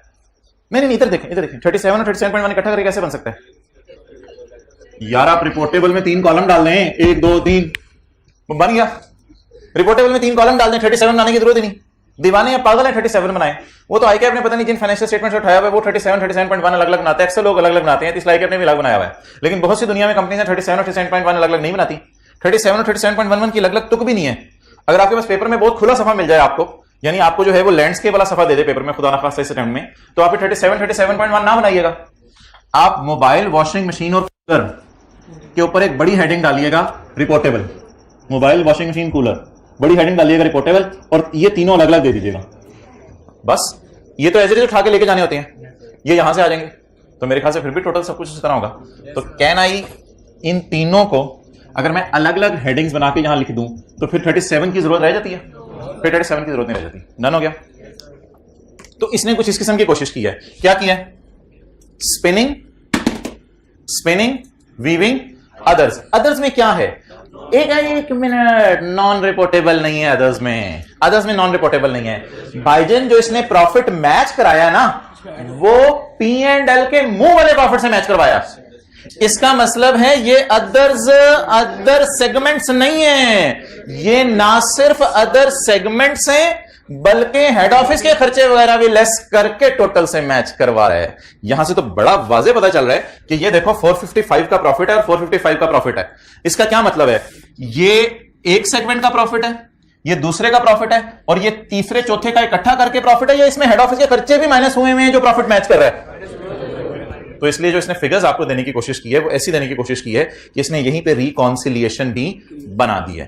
तो अब अदर्स के अंदर क्या क्या होगा जल्दी बताएं, नॉन रिपोर्टेबल, एलिमिनेशन और अदर एडजस्टमेंट्स हो सकती हैं। क्लियर हो गया। अच्छा, ये अदर्स के अंदर पॉसिबिलिटीज हो सकती हैं। अब आप 1 बाय 1 क्या करना शुरू करेंगे, मुझे ये बताएं, इस डेटे की बुनियाद पर वर्किंग 1 बना सकते हैं? वर्किंग 1 नहीं बना सकते क्योंकि स्पिनिंग और वीविंग तो अवेलेबल है, लेकिन बाकियों के नाम अवेलेबल नहीं है। इसलिए हम जज नहीं कर सकते कि स्पिनिंग और वीविंग ही रिपोर्टेबल है या कोई और भी रिपोर्टेबल है, क्योंकि बाकी का डाटा मिसिंग है। वर्किंग 1 नहीं बन सकती, नंबर 1 पहली बात है। एसेट्स, अब हम कह देंगे कि तुमने ये एडजस्टमेंट कर दिया तो यहां पे मैच कर गया, यहां एसेट्स मैच नहीं किए इसलिए रिकंसिलिएशन में तुम्हारा कोई मसला है, अब हम ये कमेंट कर सकते हैं। और दूसरी बात मैंने पहली बात क्या की थी उसमें, हाँ, वर्किंग 1 नहीं बना सकते, वर्किंग 2 भी नहीं बना सकते ना, 10% टैक्स किस पे लगाएंगे, वर्किंग 3 बना सकते हैं,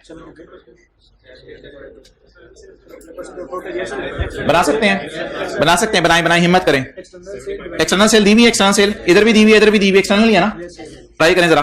क्या मैं कह सकता हूं कि ये ब्लू वाली टाइप चीज है कोई एक्सटर्नल सेल, और इसमें तो एक्सटर्नल सेल होती ही बाकी सेगमेंट्स की है। तो अब मुझे बताएं, स्पिनिंग की सेल, वीविंग की 560, 1010 और 560 1570। क्या ये ऑर्गेनाइजेशन की एक्सटर्नल सेल, यहां भी गिवन है, यहां भी गिवन है, एक ही फिगर है, क्या ये ऑर्गेनाइजेशन की एक्सटर्नल सेल का 75% आ रही है? 60। एक एरर ये होगी कि 75% एक्सटर्नल सेल से मैच नहीं कर रही। दूसरी एरर हमने अभी 1 बाय 1 पकड़नी है, लेकिन डाटा मिसिंग है, तो मुझे और पता नहीं कि वर्किंग 1 2 मेरी कोशिश है कि मैं वर्किंग 1 से ही सवाल को चलाऊं। मेरा दिल चाह रहा था चलाता, लेकिन बाकी सेगमेंट का डाटा नहीं था। वर्किंग 2 करता, बाकी सेगमेंट का डाटा नहीं था। वर्किंग 3 अल्लाह का शुक्र है मैं कर सकता था, क्योंकि दोनों की सेल भी पता है एक्सटर्नल, और मुझे टोटल एक्सटर्नल सेल भी पता है। टोटल से बनाते खाली एक्सटर्नल सेल बिजनेस की भी पता है। पहली बात ये होगी। दूसरी बात, उसने पूछा है एरर्स और ओमिशन। बजाहिर ये दो एरर्स तो हमें बिल्कुल सामने सामने ही नजर आ गई हैं। एक एरर ये वाली रिकंसाइल नहीं, वो 75% तक आप पहुंचे नहीं, आप और सेगमेंट आइडेंटिफाई करो ताकि 75 तक पहुंचो। एक ये एरर है। नंबर 2 एक एरर है कि एसेट्स आपस में रिकंसाइल नहीं कर रहे। तो इसमें हम एक छोटा सा नोट डाल के आ जाएंगे, एरर्स की 2 लाइनें लिख के आ जाएंगे।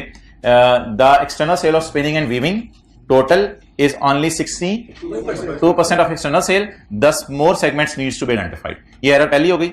एरर ओमिशन की अलग-अलग हेडिंग नहीं देनी, आपको पता है एरर ओमिशन की अलग-अलग हेडिंग दे देंगे, आपने एरर में ओमिशन डाल देनी, ओमिशन में एरर डाल देनी, वो इकट्ठे ही चलाई रखना है आपने। अच्छा, अगली बात, एरर जो है दूसरी ये है कि the reconciliation in respect of assets is not matching, ये मैच नहीं कर रही, ये मसला है। ये बजाहिर 1-2 एरर्स मुझे नजर आ रही हैं। अगली बात, सवाल है ओमिशंस के हैं, तो ओमिशंस मैं आपको बता रहा था आई कैप ने 6-7 लिखी है, हम 20-25 इंशाल्लाह लिख सकते हैं, कोई मसला नहीं। ओमिशंस की तो टेंशन ही नहीं लेनी। ओमिशंस की अगर मैं बात करना शुरू करूं तो एक्सटर्नल सेल दी हुई है डिस्क्लोजर में, ये डिस्क्लोजर है, एक्सटर्नल सेल दी हुई है, लेकिन सवाल बता रहा है इंटरनल सेल हो रही है। तो मिसिंग पैरा नंबर 23 और 24 के मुताबिक internal sale disclosure is missing, ये पहली ओमिशन होगी। हर ओमिशन को अलग अलग करके मार्क्स लेंगे हम। Next, total sale is missing, ये ओमिशन है। नंबर 3 प्रॉफिट्स अवेलेबल है, प्रॉफिट्स अवेलेबल है। अच्छा, एसेट्स भी अवेलेबल है, liabilities are missing. Interest income and interest expense की बजाय नेट इंटरेस्ट आ रहा है, ये एरर है, ये एरर है। तो it is shown on a net basis. हमने क्या पढ़ा था, अलग अलग शो करना है। Depreciation is missing, amortisation is missing, आई ये सारी बातें डाली। Deduction is missing, amortisation is missing, इसके बाद इंपेयरमेंट लॉसेस आर मिसिंग, और जो भी चीजें आ रही थी, इनकम टैक्स इज मिसिंग, ये सारी ओमिशंस हैं। अलग अलग पॉइंट बना के डालेंगे, ये को ओवर एक्शन नहीं बना के तीसरे पॉइंट में सबको इकट्ठा करके डाल दिया। अलग अलग चीजें पाएंगे कि ये सारे डिस्क्लोजर्स मिसिंग है।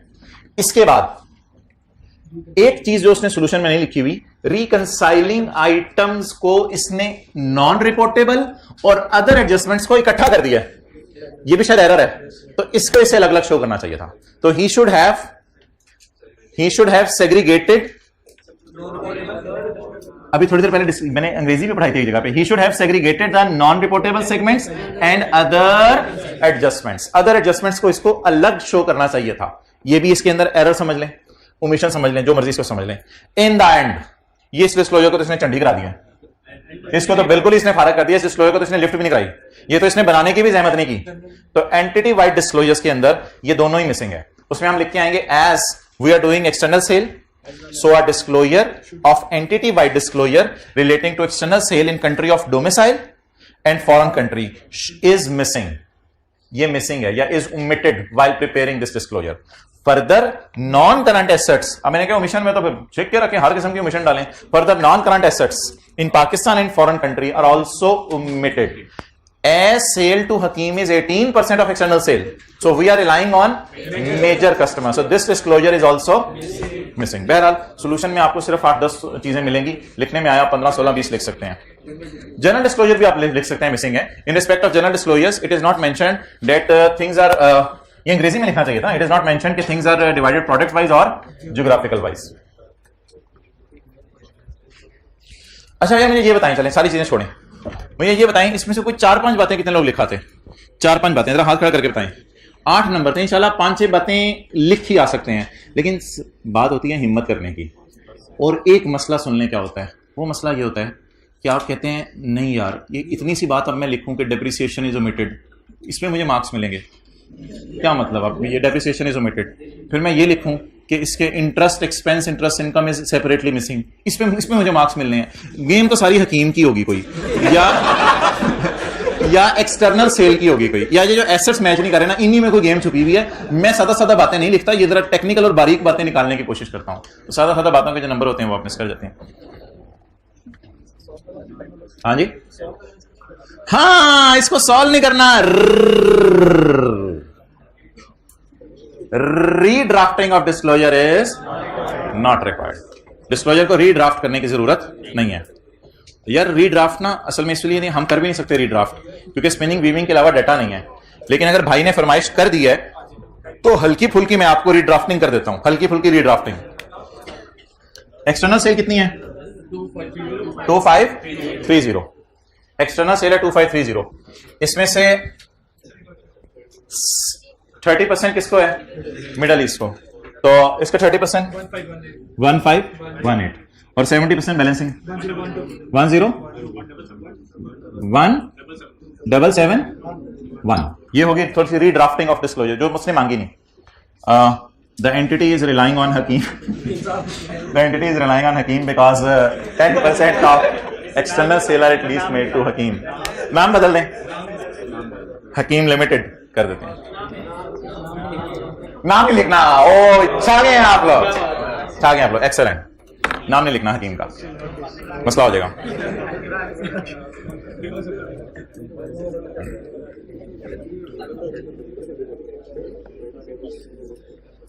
अच्छा, टर्म टेस्ट का आज मैं याद कराना, मैं अपलोड कर दूंगा क्वेश्चन पेपर, सोल्यूशन भी अपलोड कर दूंगा। टर्म टेस्ट का जो क्वेश्चन है IAS 12 वाला, उसके अंदर मैंने आपको बताना है, ये लेटेस्ट टर्म का सवाल आया था, उसमें एक IFRS 9 की एडजस्टमेंट थी, वो मैंने डिलीट की थी, बाकी सारा लेटेस्ट टर्म का सवाल था। कितने लोगों से ज़्यादा हो गया था, जरा हाथ करके बता दें। अच्छा, तो ये जो सवाल था IAS 12 का, इसको इंशाल्लाह मैं कल डिस्कस करूंगा। फिर मैं आपको बताऊंगा कहाँ से मार्क्स बंदा लेने की कोशिश कर सकता है। कई दफ़ा चीज़ समझ नहीं आ रही होती, फिर भी बंदा कुछ ना कुछ लिख के आ जाता है, वहां से मार्क्स मिल जाते हैं। कुछ नहीं समझ आ रही होती, बंदा कैरिंग अमाउंट और टैक्स बेस बराबर लिखाता है, पता चलता है कि बाद में टैक्स बेस के नंबर कट गए, कैरिंग अमाउंट के मिल गए, या पता चलता है तुक्का लग गया, दोनों चीजें बराबर थी और ये पास हो गया। या करंट टैक्स की वर्किंग में कैरिंग अमाउंट और टैक्स बेस का कोई डिफरेंस लेके डाल देता है, बाद में पता चलता है यही करना था। जो समझ आ रहा था वो कितने लोग करके आए थे, वो लोग हाथ खड़ा करें जिन्होंने एडजस्टमेंट पढ़ी। कुछ ना कुछ कहीं ना कहीं पोस्ट हो सकती थी, गलत या सही, लेकिन एडजस्टमेंट समझ ना आने की वजह से पोस्ट नहीं करके आए। ये काम ना किया मैंने, ये काम ना किया।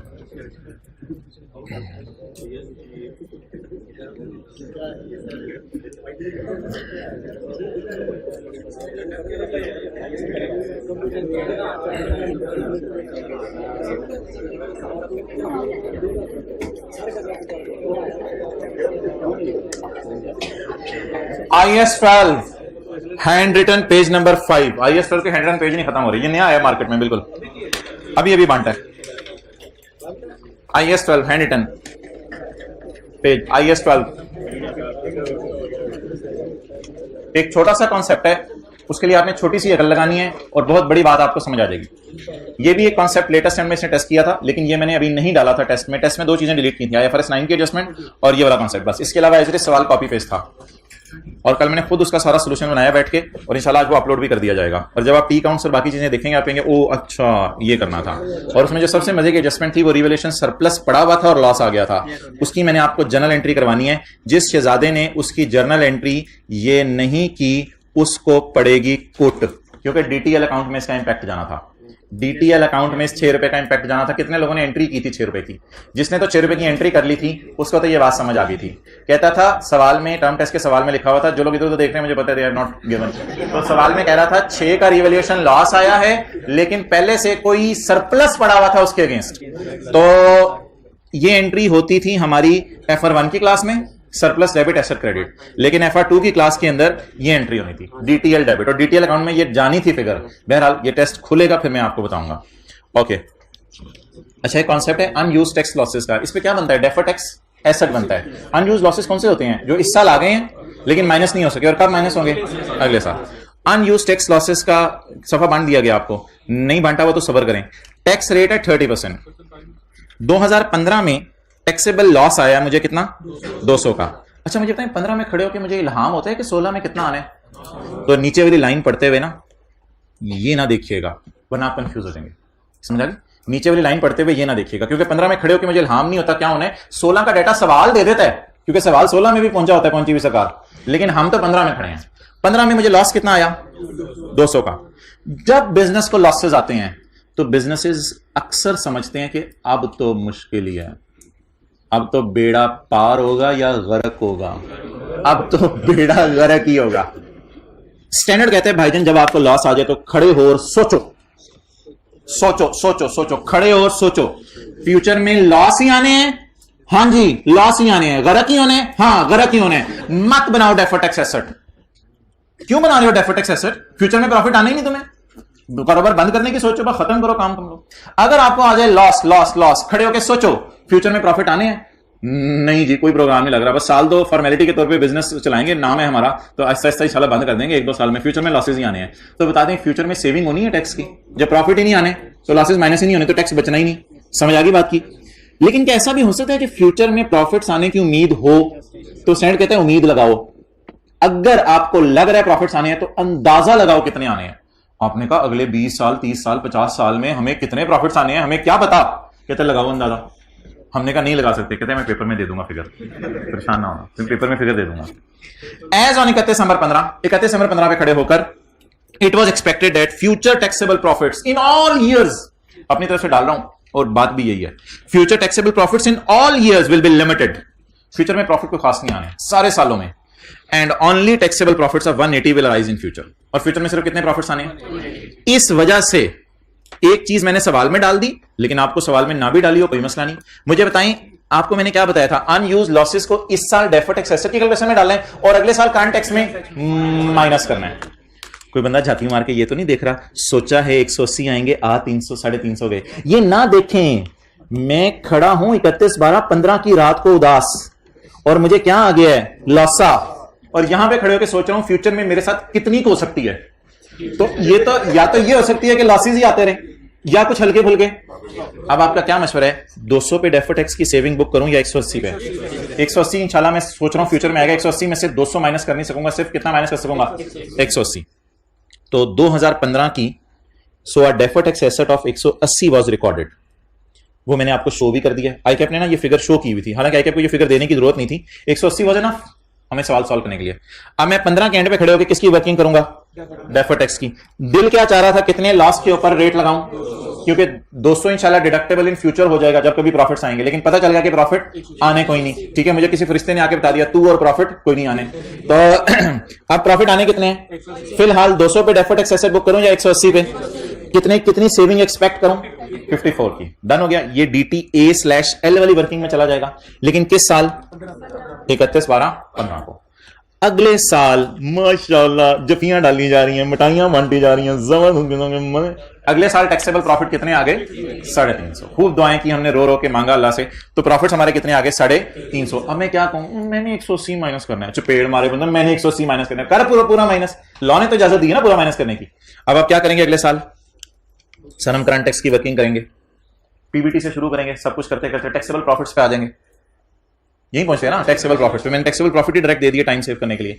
टैक्सेबल प्रॉफिट्स पे आ जाएंगे और पुराने साल का लॉस अल्हम्दुलिल्लाह पूरा माइनस करेंगे, पूरा माइनस करेंगे। सेविंग सोची कितनी थी, 180 पर 54 सेविंग सोची थी 180 पर, लेकिन चवन छोड़े चवल नहीं, 180 पर 54 सोची थी, लेकिन सेविंग 180 पे हुई या 200 पे हुई, रिकॉन्सिलेशन आउट हो जाएगी इस साल रिकॉन्सिलेशन आउट हो जाएगी।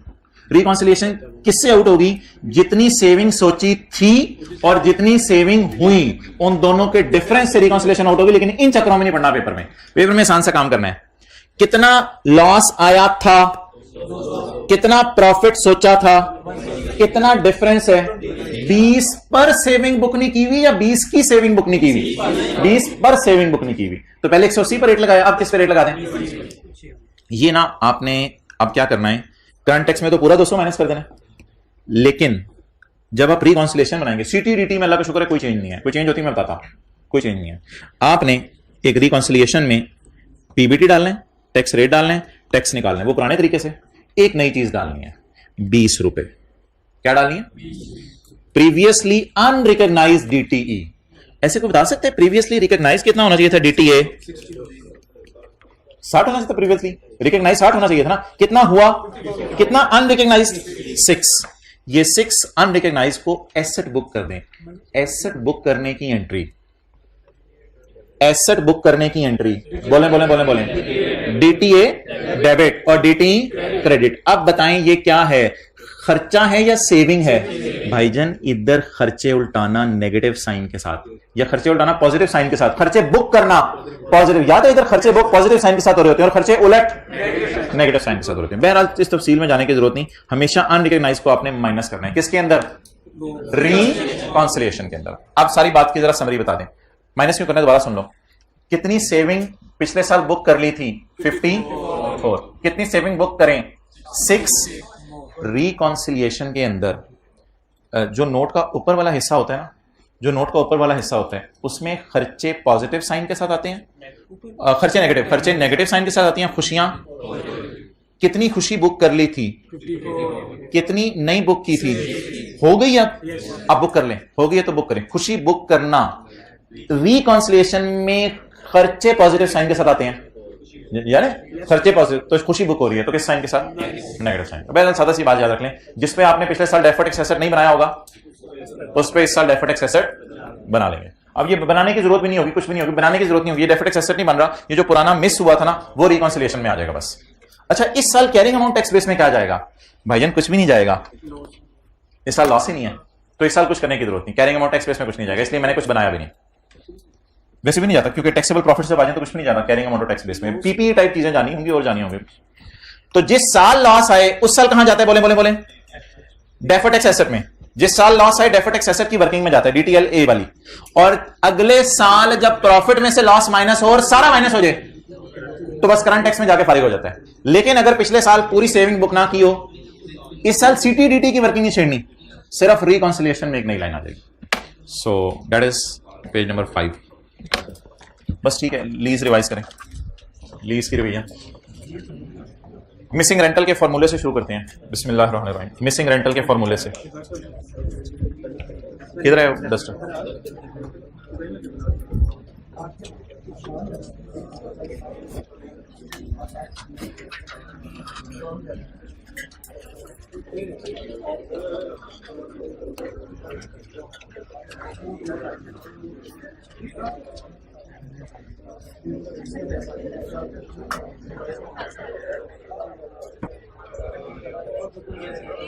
जी सारे डंडे हो जाएं। पास पेपर का क्वेश्चन नंबर 9 हम करने लगे हैं, स्क्वायर लिमिटेड वाला। लेकिन उससे पहले मैं जरा रिवीजन कराने लगा हूं, 5-10 मिनट लग जाएंगे। रिवीजन सिर्फ आज होगी मैन्युफैक्चरर डीलर लेसर की। चीजें आपको भूली होंगी, इसलिए मैं समरी खोले बगैर रिवाइज करा रहा हूं, जरा फ्रेश माइंड के साथ आपको समझ आएंगी। मुझे ये खैर चलने दो रिकॉर्डिंग। मुझे ये बताएं कि आमतौर पे लेसर का सवाल जीआई और एनआई से शुरू होता है। किसी को याद हो मैन्युफैक्चरर डीलर लेसर का सवाल कहां से शुरू होता है? Cost, fair value, gross investment, net investment. ये किसका सवाल शुरू होता है? मैन्युफैक्चरर डीलर लेसर का। कॉस्ट, फेयर वैल्यू, जीआई और NI.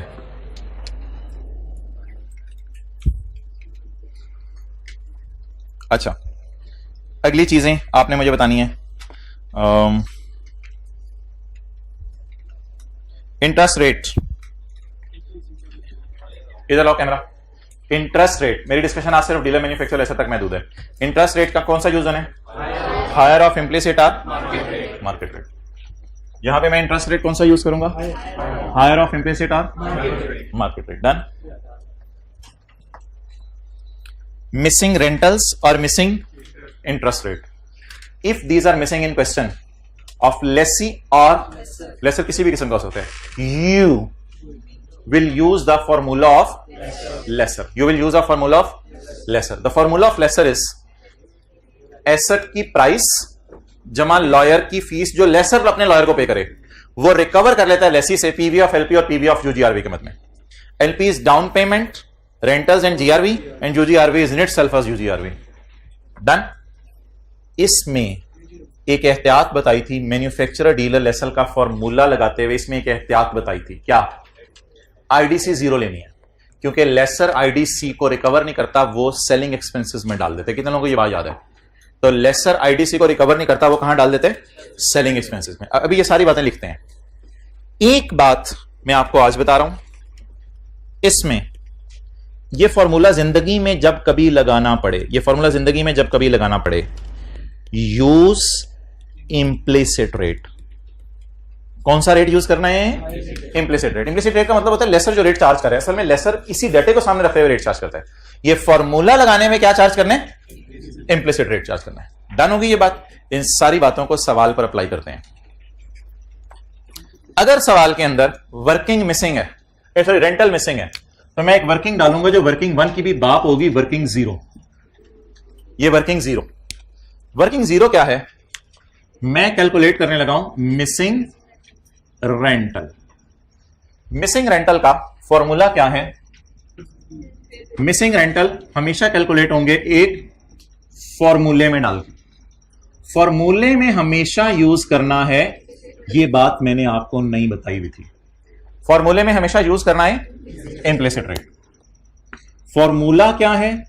Fair value plus IDC paid by lessor is equal to PV of LP plus PV of UGRP. ये formula है। But in the case of manufacturer and dealer lessor, IDC of lessor हमेशा क्या लेनी है? अगर paper में given भी हो, हाँ उसकी जनरल एंट्री कर दीजिएगा, expense debit cash credit general entry कर दीजिएगा पेपर में गिवन हुई तो, लेकिन यहां कितनी लिखनी है? 0 लिखनी है। ये मैन्युफैक्चरर डीलर लेसर के लिए आपने बात याद रखनी है। ओके, अब मैं सवाल पढ़ने लगा हूं।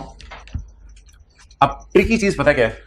ट्रिकी चीज ये है कि सवाल किस डेटे की बुनियाद पर उठेगा और जनरल एंट्रीज किसकी बुनियाद पे होंगी? जनरल एंट्रीज इसकी बुनियाद पे होंगी, वर्किंग 1 की बुनियाद पे। सारी जनरल एंट्रीज आपको पता है वर्किंग 1 की बुनियाद पे करते थे, लेकिन इस डेटे को निकालने के लिए रेंटल मिसिंग है, तो रेंटल मिसिंग इस फॉर्मूले से निकलेंगे, इसलिए मैं इसका नाम वर्किंग 0 रख दिया। रेंटल मिसिंग यहां से निकलेंगे, जब रेंटल निकल आएंगे तो फिर यहां रेंटल यूज होंगे। लेकिन इंटरेस्टिंग बात, मिसिंग रेंटल का फॉर्मूला हमेशा इंप्लिसिट रेट से आपने यूज करना है, और इस बात से मैं अपनी फिर नहीं रहा, इस बात पे मैं कायम हूं। वर्किंग 1 में इंशाल्लाह हायर ऑफ इंप्लिसिट, और असल में ना लेसर जो रेंट लेते हैं ना, वो अपने छुपे हुए रेट पे रेंट लेता है, तो वही हमेशा हमने यहां यूज करना है। तो ये बात आपसे रोक के रखी हुई थी। चलें जी, लेट्स स्टार्ट क्वेश्चन। सवाल शुरू करें। पास पेपर क्वेश्चन नंबर 9 है 10 है, स्क्वायर लिमिटेड वाला। अब बता दें जी, इधर देखें, हमने इसमें कोई बात चेंज की? इधर कोई बात मैंने चेंज की? इधर भी मैंने बात चेंज नहीं की, सिर्फ एक लफ्ज ऐड करा दिया। क्या यूज करेंगे इस मिसिंग रेंटल में? कौन सा रेट?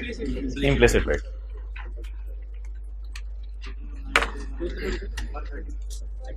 Page number 130 IFRS 16।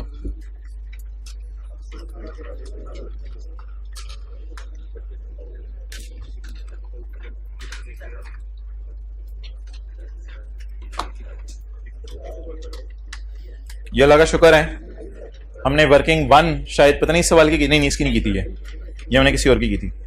कोई मसला नहीं, खैर है।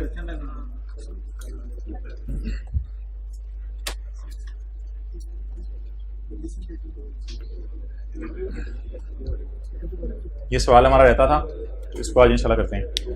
Square limited is a dealer of electronic items. Electronic items में क्या करता है? डील करता है। Square limited is a dealer of electronic items. Square limited ने रेफ्रिजरेटर खरीदा है फ्रॉम अ मैन्युफैक्चरर।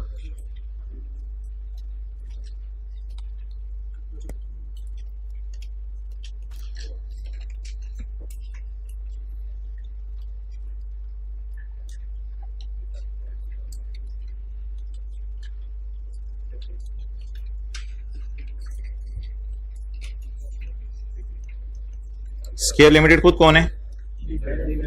डीलर। ये गया किसी मैन्युफैक्चरर के पास, मिसाल के तौर पे रेफ्रिजरेटर लेना है तो पेल के पास चला गया। इसने पेल से जाके बात की कि मैं आपको पैसे देता हूं, आप मुझे रेफ्रिजरेटर दें। Square limited is a dealer of electronic items. Dealer का मतलब ये होता है कि इसकी दुकान, ये सिंपल एसर नहीं है, इसकी दुकान पे आप चले जाएं तो, बैंक में चले जाएं तो गाड़ियां नहीं मिलेंगी आपको, बैंक के अंदर चले जाएं तो बैंक में शोरूम हो जाए गाड़ियों का, नहीं। लीजिंग कंपनी में चले जाएं तो शोरूम नहीं होगा गाड़ियों का। लेकिन ये जो है ना स्केयर लिमिटेड, ये खुद डीलर है। तो डीलर का मतलब है ये चीजें खरीदा बेचता रहता है, खरीदा बेचता रहता है। ट्रेडर भी कहते हैं इसको, डीलर को ट्रेडर भी कहते हैं। मैन्युफैक्चरर नहीं होता ये डीलर होता है।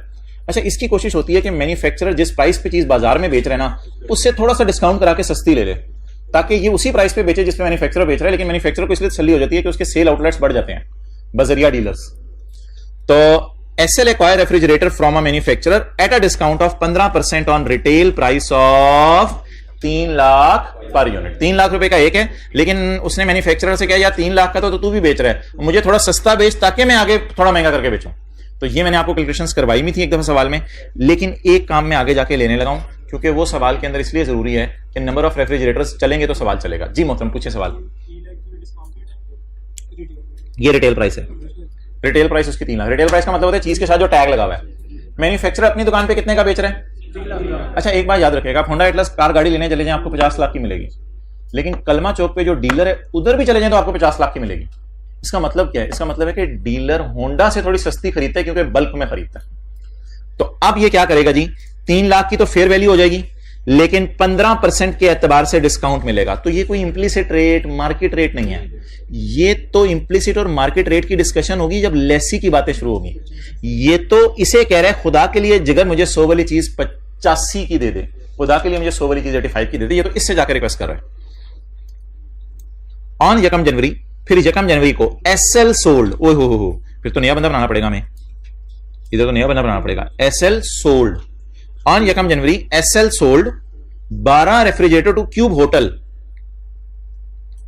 होटल वालों को ज्यादा रेफ्रिजरेटर चाहिए होंगे, उधर उन्होंने बकरे रखने हैं। क्यूब होटल को हमने बेचे, क्या बोले refrigerator at retail price but on lease. खाली 3 लाख के नहीं बेचे, बल्कि ऊपर लीज किसने बना के दिया उसे, इसका मतलब है 3 लाख से भी उससे ज्यादा पैसा लेने की ख्वाहिश होगी हमारी। तो एट रिटेल प्राइस बेचे, फिर तो ये नॉर्मल सेल हो जाती।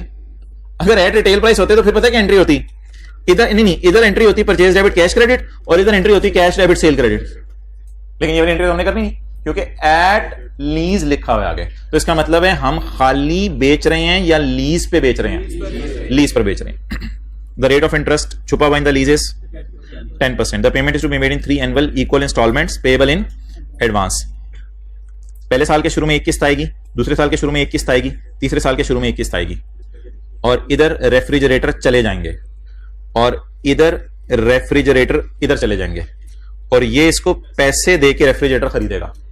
तो डीलर मैन्युफैक्चरर से खरीदेगा, मैन्युफैक्चरर को पैसे देगा, ये रेफ्रिजरेटर बन जाएंगे डीलर के। फिर डीलर क्या करेगा, रेफ्रिजरेटर इसको लीज पे देगा, पहले साल के शुरू में किस्त लेगा, दूसरे साल के शुरू में किस्त लेगा, और तीसरे साल के शुरू में किस्त लेगा। इनके दरमियान का रेंटल हो सकता है सवाल में मिसिंग हो। अगर रेंटल इनके दरमियान का मिसिंग हुआ तो ये वाला फॉर्मूला लगेगा, और जब सवाल सॉल्व करने की बारी आए तो फिर हमने वो नहीं करना, फिर हम वर्किंग वन प्रॉपर करेंगे। The payment is to be made in 3 equal annual installments in advance. Residual value at the end of 3 years is nil. अच्छा, मैंने आपको बताया था ये रेजिडुअल वैल्यू जो है ना यूजीआरबी लेनी है जब भी सवाल साइलेंट हो। रेजिडुअल वैल्यू अनलेस गारंटी कर दे हमेशा क्या लेनी है, अनगारंटीड, लेकिन निल है तो इसलिए छोड़ने पर। The market rate of interest is 14%। तो ये 2 रेट है भाईजान। मार्केट रेट कितने है, इम्प्लिसिट रेट, वर्किंग जीरो कहां से करेंगे, 10% से, और working one higher of market rate and implicit rate. Done, चलें लेट स्टार्ट। कॉस्ट पहले जरा फेयर वैल्यू बता दें। 3 लाख 1 की है, हम 1 के ऊपर कैलकुलेशन करके एंड पे 12 से मल्टीप्लाई करें, या अभी 12 से मल्टीप्लाई करें, अभी 12 नहीं, एंड पे फिर वो हर चीज को साथ साथ मल्टीप्लाई करते हैं 12 से। 300 जरा 12 30। ये रेफ्रिजरेटर अगर कोई बंदा पैसे लेके आए तो स्केयर दरमियान वाली डायग्राम थी, स्केयर वाले इसको 3600 का बेचेंगे, लेकिन स्केयर वालों ने खुद तो सस्ता खरीदा होगा ना, तो इन्होंने 15% के डिस्काउंट पे खरीदा हुआ है। तो इसको कोई मुश्किल कैलकुलेशन नहीं, 3600 पे 15% डिस्काउंट माइनस कर दें, माइनस 15% ऑफ 3600, कोई डिवाइडेड बाय मल्टीप्लाइड बाय करने के चक्रों में ना पड़े, बस फेयर वैल्यू में से माइनस कर दें 15% डिस्काउंट, 30। तो 3060 वाली चीज 3600 में स्केयर बेच सकता है अगर ये किस्तों वाला काम शुरू ना करे, लेकिन इसने किस्तों वाला काम शुरू करना पसंद किया। अच्छा, जीआई की वैसे जरूरत नहीं होती, जीआई की कई दफा इसलिए जरूरत होती है कि जीआई के बेस पे ना हम इधर अनअर्न्ड इंटरेस्ट निकाल लेते हैं, फिर अनअर्न्ड इंटरेस्ट कभी कभी हेल्प करता है हमें नोट बनाते हुए, मैच्योरिटी एनालिसिस में शॉर्टकट यूज हो जाते हैं, तो जीआई की इसलिए जरूरत होती है। तो GI is LP plus UGRB and NI is PV of LP plus. अब सारी गेम ये है कि यहां रेट कौन से यूज करने हैं और यहां रेट कौन से यूज करने हैं। चलें जी, पहले वर्किंग जीरो कर लें, वर्किंग वन, वर्किंग जीरो करें। Let start. वर्किंग जीरो में मुझे फेयर वैल्यू चाहिए, आईडीसी हो भी की तो मैं जीरो लूंगा अगर मैन्युफैक्चर डीलर लेसर का सवाल होगा। और अगली बात, PV of LP rental missing है, पीवी ऑफ यूजीआरबी सवाल में गिवन ही नहीं है, यानी जीरो है। तो सारा डेटा अल्लाह का शुक्र है अवेलेबल है। फेयर वैल्यू पकड़े जी 3600, अगर गिवन भी होती तो ना लेते। Lease payment comprise of down payment which is not given, it comprises of rentals which is not given, which is down payment is 0 and rentals are missing and GRV is 0। तो इसलिए आज आके rental बच गए, तो rental को मैं R ले लेता हूं, लेकिन मैं R एक दफा खाली भी लिखूंगा क्योंकि एडवांस का सवाल है। X ले लें, R ले लें, जो मर्जी लिख लें। ये पहला फर्स्ट कर लें यार, रेंटल है मैं कहता हूं 5000 का, तो 5000 इस तरह कर लें, 5000 जमा 5000 इंटू फॉर्मूला लगा दें, इसी तरह करते हैं ना एडवांस के सवालों में। तो रेंटल मुझे मिसिंग है, इसको मैं, ये पहली वाली किस्त हो गई, दूसरी वाली किस्त पकड़ के 1 - 1 1 माइनस 1.1 रेज टू पावर -2। और इसकी लॉजिक याद रखिएगा, जाहिर बात है लेसर अपने वाला रेट ही चार्ज करके ट्रैक्ट करता है ना अपनी तरफ, मार्केट से कम रेट चार्ज करके। तो रेंटल पहले तो लेसर निकाले, अगला सवाल बाद में सॉल्व करेंगे। और पीवी ऑफ यूजीआरवी 0। लेकिन मुझे याद है इसको हम रेड मार्कर से इसलिए शायद लिखते होते थे या ब्लू मार्कर से, क्योंकि ये जो पहली एंट्री होती है ना जीएफसी, उसमें cost minus PV of UGRV करनी होती है। तो हम यूजीआरवी को ना अलग अलग निकाल रहे होते थे साथ साथ, लेकिन फिलहाल यूजीआरवी अल्लाह का शुक्र है सवाल में गिवन नहीं है। 1316 ये डेटा अल्लाह का शुक्र है पहले ही 12 रेफ्रिजरेटर्स का है, तो इसको अब कुछ मल्टीप्लाई करने की जरूरत नहीं है। ये 1316 मेरा रेंटल आ गया। अब अल्लाह का शुक्र है वर्किंग 1 का सारा डेटा इज अवेलेबल। जीआई की जरूरत नहीं है, निकालनी है तो देख लें। डाउन पेमेंट 0, रेंटल 1316 इंटू 3 किस्तें हैं ना, 3 किस्तें हैं। जीआरवी 0 और यूजीआरवी 0। जी जीआई कितना आ गया 3948 और एनआई हाँ। अब सवाल सॉल्व हो रहे भाईजान। अच्छा इसको ऐसा भी करेंगे, मैं एक जगह जाके ना आपको इसकी समरी लिखवा दूंगा ताकि आपको ये बात याद रहे। वो किधर है हमारी समरी, ये। अब तो भाई मैंने सवाल सॉल्व करना है यार, वो समरी में नहीं लिखा हुआ, माजरत ये मैंने ये अलग से आपको एक पीडीएफ बना कर दिया था। Higher of implicit of market rate. So what is higher market rate?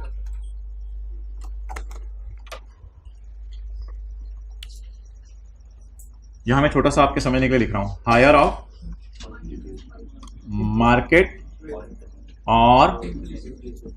और यहां मैंने बड़ा सा करके आपके लिए लिख दिया था always use implicit rate.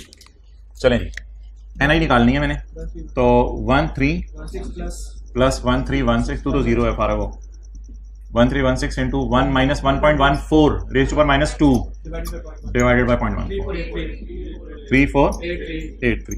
On interest निकाल लें 465। चलें जी एंट्रीज कर दें पहले साल की, 1 मिनट लगाएं, पहले साल की एंट्रीज कर दें। एंट्री याद है, LR debit, cost of sale debit, inventory credit, sale credit, ये एंट्री होती थी पहली वाली। ये एंट्रीज वर्किंग 0 से करनी है, वर्किंग 1 से करनी है, वर्किंग 1 से। और अमोर्टाइजेशन शेड्यूल कैसे बनाना है बबलू? वर्किंग 1 वाले डेटा से 0 वाले डेटा से 1 वाले 14% 10% 14%। वर्किंग 1 के ताबे हुआ करेगा अमोर्टाइजेशन शेड्यूल, उसी के रिदम पे चलेगा। Working number 2, date, installment, principal, balancing. यकम जनवरी 18, एनआई 3483। यकम जनवरी 18, इंस्टॉलमेंट 1316, इंटरेस्ट 48। भाई किसी ने इंटरेस्ट तो नहीं निकाला? ओके 2167। यकम जनवरी 19, जल्दी 30 11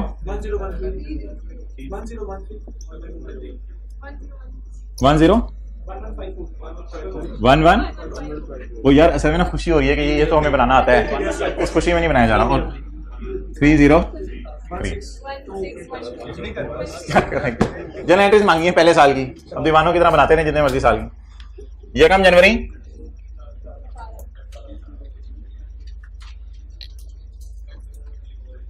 एलआर किस पे बुक होगा? Cost minus good PV of UGRV, sale lower of fair value और पीवी ऑफ एलपी और इन्वेंट्री कॉस्ट पे। माने ना माने पूरी रिवीजन होगी मैन्युफैक्चरर और डीलर एसर के सवाल की। जी एनआई बता दें कितनी है? 3483। What is cost? What is PV of UGRV? 3060 महीने का आंसर आया मेरे कैलकुलेटर पे 0 माइनस करके। फेयर वैल्यू और पीवी ऑफ एलपी में से लोअर, फेयर वैल्यू और पीवी ऑफ एलपी में से लोअर 3483। कॉस्ट 3060। यकम जनवरी 18, कैश डेबिट और लीज रिसीवेबल और 31/12/18 इंटरेस्ट पहले वो करो ना, इंटरेस्ट रिसीवेबल डेबिट, पेएबल नहीं, इंटरेस्ट रिसीवेबल डेबिट और इंटरेस्ट इनकम 30 अगले साल की नहीं मांगी।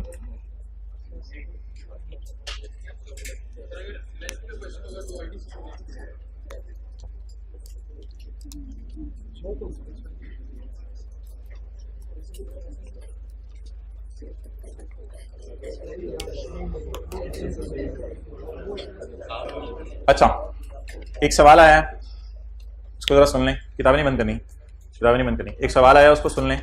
सवाल ये है कि भाई कह रहे हैं कि ये लेसी का सवाल हो या सिंपल लेसर का। मैंने अपनी तरफ से इसके सवाल में कुछ करारा पंडाल है। लेसी का सवाल हो या सिंपल लेसर का, ये तो मैन्युफैक्चर डीलर लेसर है ना। लेसी का सवाल हो या सिंपल लेसर का सवाल हो, दोनों सूरतों में फॉर्मूला 100% ये है और आईडीसी ऑफ लेसर ही लेनी है। हमेशा लेसर का फॉर्मूला यूज करना है आपने, और फिर आईडीसी गिवन होगी तो लेनी है, फिर जीरो नहीं लेनी। चाहे लेसी का सवाल हो चाहे लेसर का सवाल हो, जिस मर्जी का सवाल हो, फॉर्मूला यही रहने, रेट भी हमेशा इंप्लिसिट रहने। एक छोटी सी एक्सेप्शन है इसकी। अब मैं अगर एक पूरी बात करूं ना, पूरी लीज में जब भी रेंटल या इंटरेस्ट मिसिंग है, लेसर का फॉर्मूला यूज करना है। चाहे लेसी का सवाल हो चाहे लेसर का। फॉर्मूला किसका? लेसर का। अगली बात, हमेशा आईडीसी ऑफ लेसर लेनी है पूरी लीज में जब भी रेंटल मिसिंग हो, सिवाय मैन्युफैक्चर डीलर लेसर के। उसमें आईडीसी ऑफ लेसर कितनी ले लेनी है? अगर गिवन भी हो तो जीरो, और अगर गिवन होती तो selling expense debit cash credit entry में डाल देते। मैं कुछ और कराना चाह रहा था। मैं ये कराना चाह रहा था कि मैं समरी में आपको बताना चाह रहा था कि समरी किस पेज पे है मैन्युफैक्चर डीलर लेसर की? 60। भाईजान कल नई किताबें लेके आइएगा। Page number 60।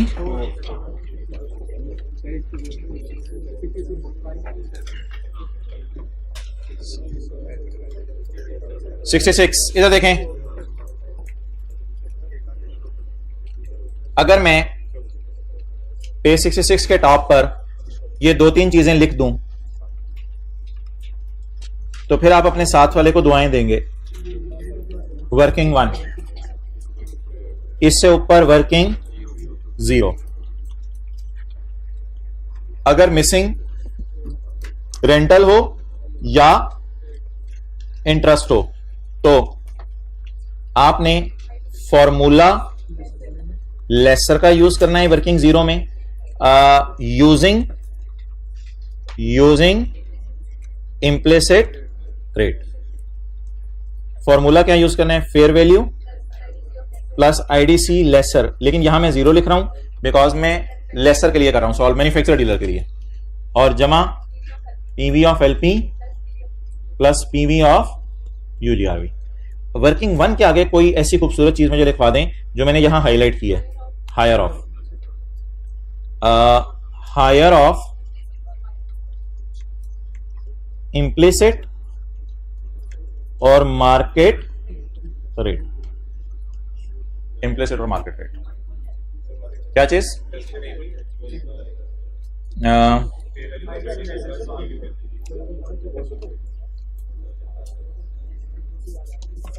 वही बात जो मैंने वहां लिखी है यहां लिख दिया जरा, ताकि आपकी ये वाली समरी अपडेट हो जाए। आज के बाद याद रखिए, कोई भी ऐसे नया कॉन्सेप्ट पता चले ना तो यहां के जरूर अपडेट किया करें प्लीज वाली समरी के पेज पे, ताकि सारी बातें आखिरी दिन यहीं से रिवाइज हो सकें। ओवर यार होमवर्क, ये 3 चीजें आप रिवाइज करनी पड़ेंगी। एक तो आपको पूरा ये फर्स्ट सेट नजर मार के आना पड़ेगा किस